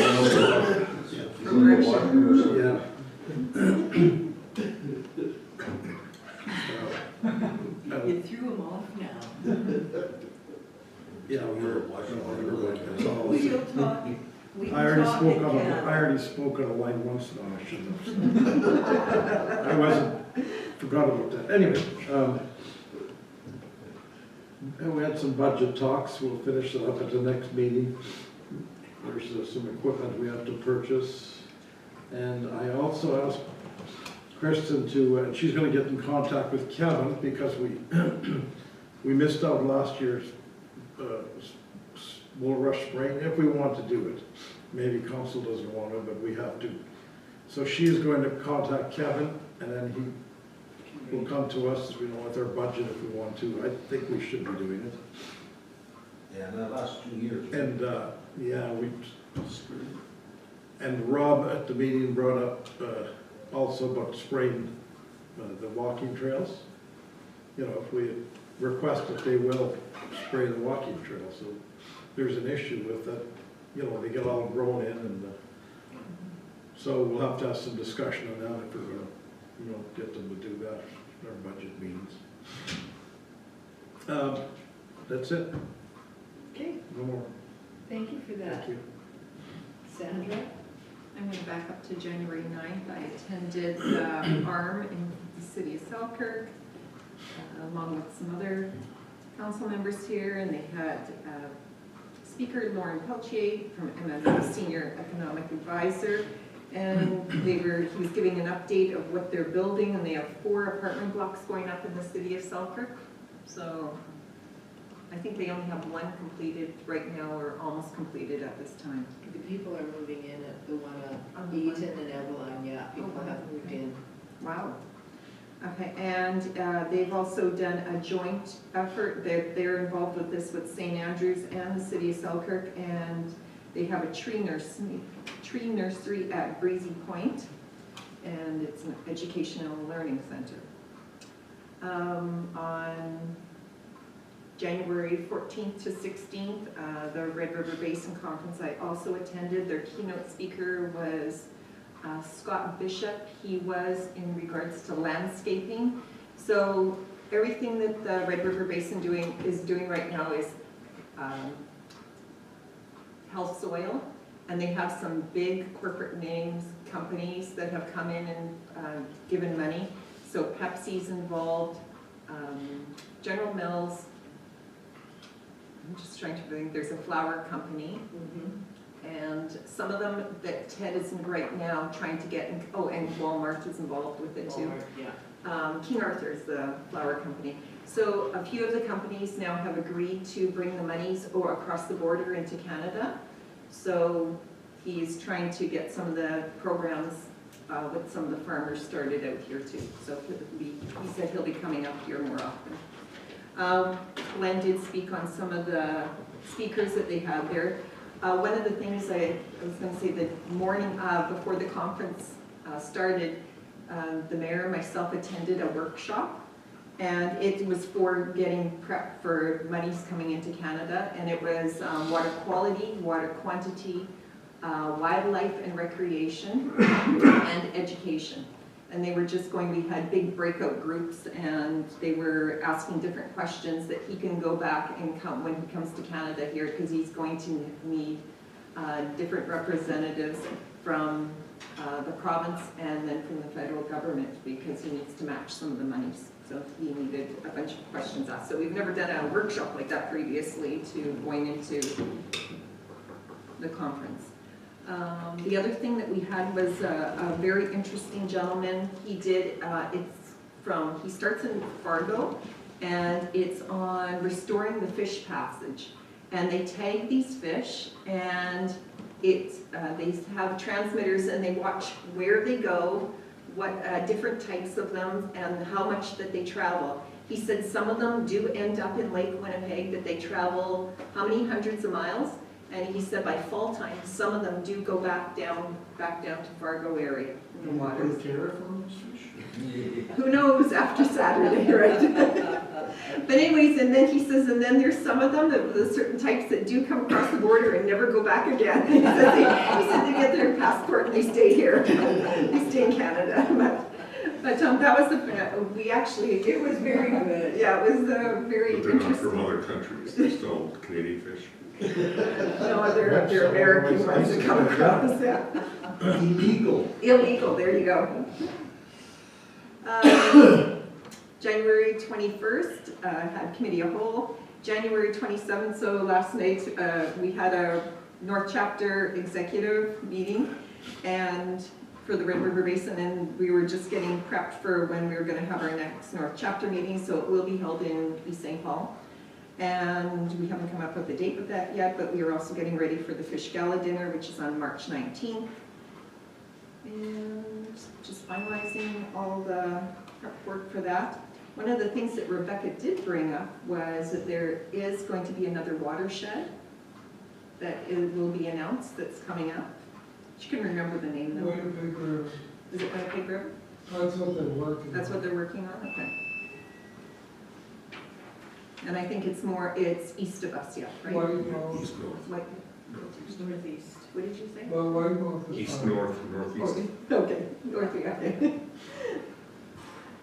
So that was one of the other things. Actually, when we're down at the Red River Basin, that's one, they really recognize the watersheds and they very much commend Canada with us in Manitoba that we've really taken on with the watersheds. So Yeah. that's one of the things of making it easier for Ted to bring money across, the American monies across into Canada too, so. So I know East St. Paul, oh, we got to meet Danica down there too. Danica? Yeah, Yeah, we met our watershed person that, so she said she would come in front of council and be a delegate and just go over some of the stuff that's going on too for our area also, so. Other than that, that's it. That's all. I gotta go back because I wasn't here for the January meeting, but I'm not gonna go into any detail. Of course, there was a number of things going on in December. We had our council meeting on the 10th, and then I had a JQ Board Audit Committee meeting, some Christmas gatherings, Red River North Tourism meeting, Red River Planning District Special and Board meetings, and that was December the 18th. 19th, we had a WMR Board. And then on January 9th, the ARM meeting in Selkirk, and Sandra filled us in on that one. I had nothing more to add to that. Red River Basin, pretty much Sandra and Glenn have said it all. The only thing that I found was very interesting, they started talking about zebra mussels. And they have found, I hope I get this right, the whitefish eat zebra mussels. Yeah, they're called drums, but Drum. it's actually the silver bass. Silver bass syndrome. Okay, so they said Silver when bass they, eat them. yeah, when they catch them and if they cut Sturgeon. them open, they're full of zebra mussels. Oh, So that's good Can you eat because that fish still? I would, On March 19th, Yeah. come and find out. Bones and silver bass. yeah, it's so, interesting yeah, because they I have didn't know no that predators or whatever That's you want to call it. right. That's just Sturgeon eat them too. yeah. And that was another thing they talked about is the fish that are coming up here. There's now on occasion a sturgeon caught in the Red River. Well, there's always been sturgeon. Yeah, but they've been a little bit, not so much in recent years, like on occasion, but now they're getting to be a little bit more in the river, so that was a good thing. And I guess next year's conference is in Winnipeg, and I guess like other Manitobans, I just would hope that they have more Manitoba content or Canadian content, because, I mean, let's face it, the States has so much more money than we do to spend on all these different things, drainage and everything else. And I just wish that we could have a little bit more here and have things move forward a little bit quicker. But I think a lot of the information that we gathered at this conference, like they were always referring to their website. So I think if you go to the Red River Basin Commission website, the American one, you can find a lot of the information that's presented at these conferences that we attend. Committee of the whole, nothing new there. Then regular planning meeting. And yes, I was not even elected as chair. I was nominated and I did have no competition, but we do have 2 board members. We have Mr. Dornbos and Mr. Marecki, Ken Dornbos and Mr. Marecki from St. Andrews. And then we have a returning member from West St. Paul, and that's Giorgio is back in planning. So, and as Scott mentioned, Mayor Trujan is the deputy chair. And that's all I have. Yes? Just to add to the zebra mussels, just a fun thing. We were on the river the other day and Buddy twice pulled up a rock full of zebra mussels. They actually bite the hook or bait. Really? Yeah, it's crazy. I picture of one of them, but yeah, it's Wow. yeah. Was it a Didn't know snag? they could do that, eh? Was Well, it a they're snag? so, or yeah, was it they're a No, not that. they're not a snag. It wasn't snagged. It was straight down. There's nothing to snag on, like. Not bait's not cheap. No, they actually grabbed one, Wow.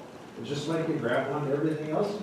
I guess so, but you'd think that, He just had still lines just sitting there, and but they're not that big, like, you know, when you. I know what they are, I know. Yeah, Millions of but I guess to me, the thing is, how can they hang on to that minnow, because they're so tiny? Damned if I know, but, So- Interesting. See your picture. He's looking for it. I'll find it here. Okay, Go ahead. okay, so, let me start off by, first of all, I will do a quick update on the library meeting. We've talked to the library. My last email that I sent to the Gator Family Librarian is that February 6th and 11th will not work, as February 6th, there's an hour meeting and most of the council, as well as the other municipal councils will be there. And on the 11th, the mayor is away at a conference in New Brunswick. And then January 31st was recommended, and February 7th. I recommended those 2 dates, and I have not heard back. So I didn't see anybody else reply to Ken's request from the other 2 CAOs. So I think we're still working towards trying to figure something out. What I suggested is if it does happen in February, then someone, like, we could have the signing, and then maybe Heather, who's got signing authority when I'm away, she can go there and sign for me with the mayor. Okay? Because I think it's important to just get the event done. We've already written the check and it's already been transferred. Yeah, Cash? it's the signing opportunity. And that helps with fundraising too, right? Correct. Yeah. Okay, so to get on to my update, I have several things. First of all, the St. Clements Activity Center. The construction timeline has been impacted by weather delays during the year of 2024. As we know, there was quite a bit of rain delays and so forth. So we received a formal correspondence on December 30th, 2024 regarding the delays and requests with the detailed documentation of which days were delayed and so forth. After a thorough review and discussions with Canatech on January 8th, 2025, the RM agreed to accept the revised substantial completion date of May 23rd as opposed to April 30th. And, April 1st as opposed to April 1st. It was March 30th, really. A detailed update on the project is attached, and I'll go over that in a minute. various DFA projects are complete, and we will be submitting costs to the province on them, and I wanted to give council a heads up on this, that all these various DFA projects that have been completed last year are now, we're paying the bills on all of those, and then eventually get the money back from the province. That will have an impact on our cash flow, and we may, for a short period this year, have to rely on our letter of credit. So, just to give you a heads up on that. The Road 89 has received an extension from the province to complete in the spring, and so we've been able to do that. We have some communications that have gone back and forth with the contractors, or with our engineers on that project, and I can update council on that later. We continue to work on the landfill engineering work and designing of the new landfill site. The contractor on that is Dylan, by the way.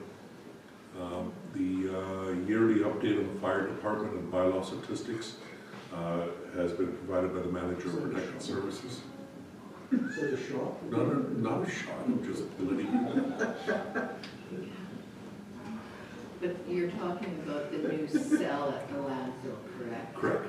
That's what Okay. Dylan is the engineer that's been hired for that. Well, you did say landfill, and I don't want anybody to think we're building another landfill somewhere else. No, it's a new cell at the landfill site. Thank you. But my written update does mention design for a new cell at the landfill. Perfect. And so the RMSA Clements has also launched the Citizen Request Management Solution, which is designed to streamline our municipal service requests. It was launched in January as a soft launch. So what we did was we put it on our website, made it available, and our staff started using it, but we didn't go out for any launch communications on it. And the intent of that soft launch was to be able to determine what are some of the challenges and design feat and procedures that we needed to iron out. And we worked most of those out, and are hoping to do a much more thorough communication in the next month.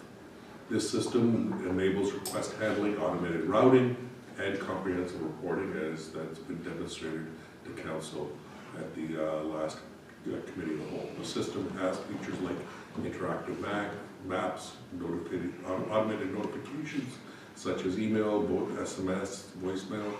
Formal communication plan that I mentioned will roll out over the month of February, along with training videos that we've created. I'd like to show that to council, just so you can see a quick training video. I'll show it to you after. Next month, we will also begin to provide statistical updates on the service request for council. So my hope is next month, I'll be able to come back and say, this is what we're getting out of our service request system, and see as we're learning throughout the year. My goal is that we've worked out almost all the kinks and everything else. By the time springtime comes, when we're dealing with floods and gravel roads and dust control and those types of scenarios when our phones get really intense, and then we can deal with it.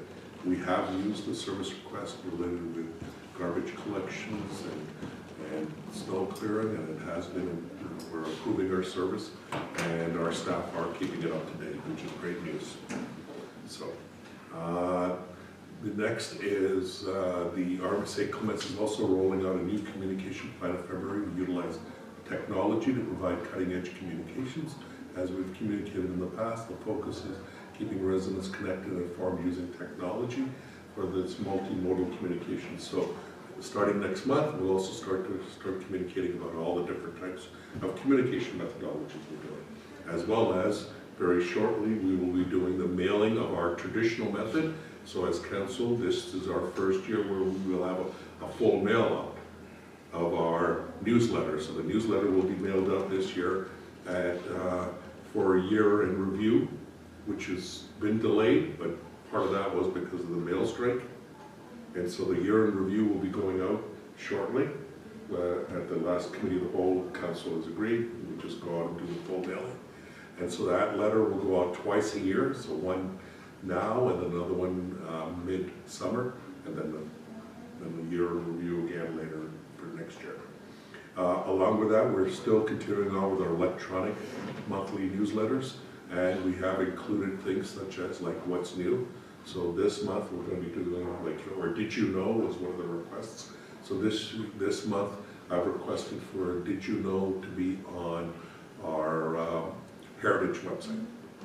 So the Red River North Heritage website, which the RMSA Clements provides information on, has a significant amount of information on the Heritage website. And only the RMSA Clements is doing it, but it provides information for East and West St. Paul, St. Andrews, St. Clements, and Selkirk. So I think it's something to sort of showcase. Along with that, we've created some videos that will help to sort of get the talk going on it. And then with that, we're going to request for, we're still 2 members short for our Heritage Committee, who are the volunteers working on this, and I'll be having a discussion with council about that very shortly. So our intent is to provide not only audio for podcasts, but we're going to provide video podcasts and presentations to keep citizens updated on municipal news. Some podcasts have already been rolled out on our road policies, on our housing needs assessment, trails master plan, and more are to come very shortly. So this will all be coming forward. We've also started the redesign, so this month, coming up in February, so we're going to be talking about a new communication methodology, new ways of sharing information. We'll be talking about a new website that's going to be developed, as well as we're going to be talking about the new service tracker. So all those things are all new connections to our residents. So it's a refresh of our website, and we expect to launch that in February as we move forward. A communication campaign will accompany that new tool, and we're going to also have a chatbot built into it for citizen engagement as part of that process. And finally, on the finance update, we have started the process of the 2025 budget, and will be presented to council next month for the overall 2024 summary and where we sat. This year, council did authorize, last year, sorry, council authorized some significant over expenditures in order to take advantage of some of our funding that was available. So well above the budget, we did spend more monies towards ditching and graveling and so forth. So I wanted to make sure that we highlighted that as part of this process. And so that's my update on that, is the St. Clements Activity Center update, which is also included here. So as part of the St. Clements Activity Center update, I wanted to give you a quick synopsis on it. So, as mentioned, there's been a lot of exciting movement happening with and some photographs are being provided to show you this. The building is nearly fully enclosed now, and with most of the windows installed, the construction centers the center itself is progressing very quickly, and now they're on site every day, and majority of the structure is complete to the point they are working at a much more faster pace, doing the interior works. The concrete has been poured and so forth, and so one of the things we're looking at is to have council go through and do a tour. So what we're looking for is probably sometime in third week or fourth week of February, that we would take council through it, and you'll be able to get a better perspective of what this activity center is going to look like. And so with that, these are some of the pictures. Some of them are earlier. These walls have all been enclosed now. The windows have been installed. As you can see, that's one of the main areas. This is where the gym part is, and that up there is at the top there is where all the glass is for those glass type panels that we had put in there. And as you can see, like, you'll have an open beam structure. You can see on the inside where the lower level, the main level, kind of like the office areas are going to look like. And you can see the amount of glass that's being put in here, so lots of natural light will be coming into this building. And as you can see, it'll start moving very quickly when they start working on the inside, which they are now. And these are some of the pictures. We're also posting these on our website. Marissa's going to be putting these up to show our residents that work is occurring. And so they're they're at a point that they can move, as you can see, when the windows come up, it becomes completely enclosed, and they can move much more quicker. As part of this, we're also engaging the design of Tammy Blanche, an interior designer, to get some advice on some of the coloring scheme. And there's an example, so you can see this would be all glass that we had shown. So you can see it's getting to be, the structure's beginning to show onto the prairie structure.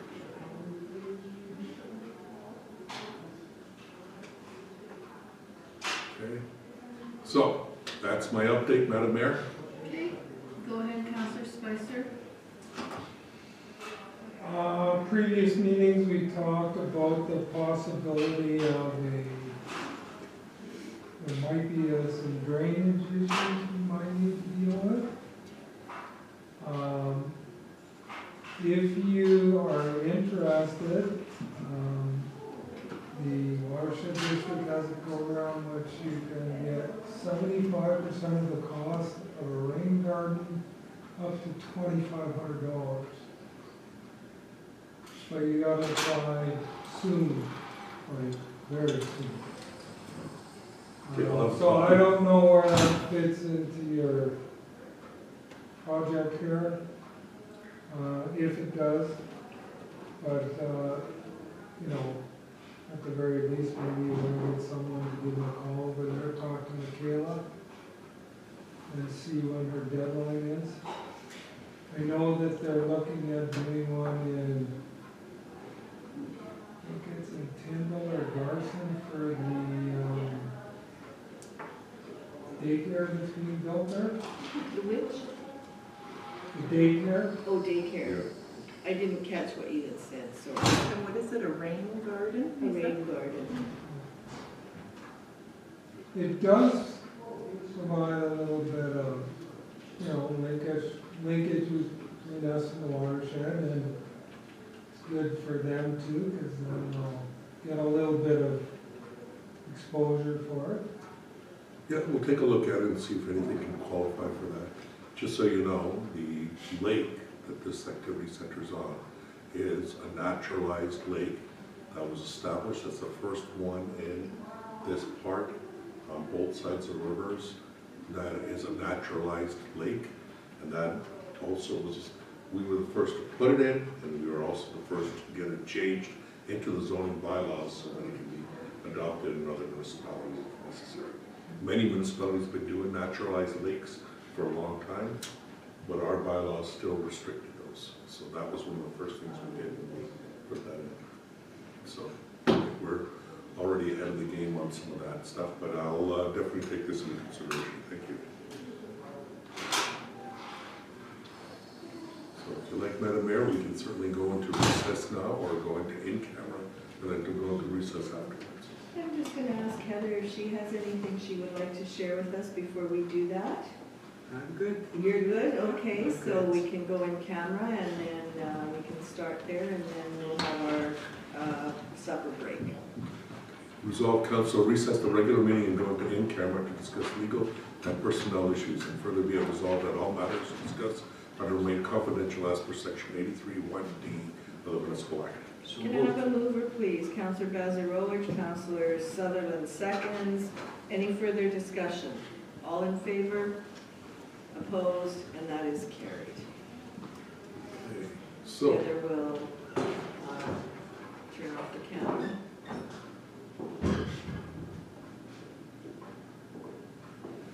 you may not have seen this. CAO discussion items.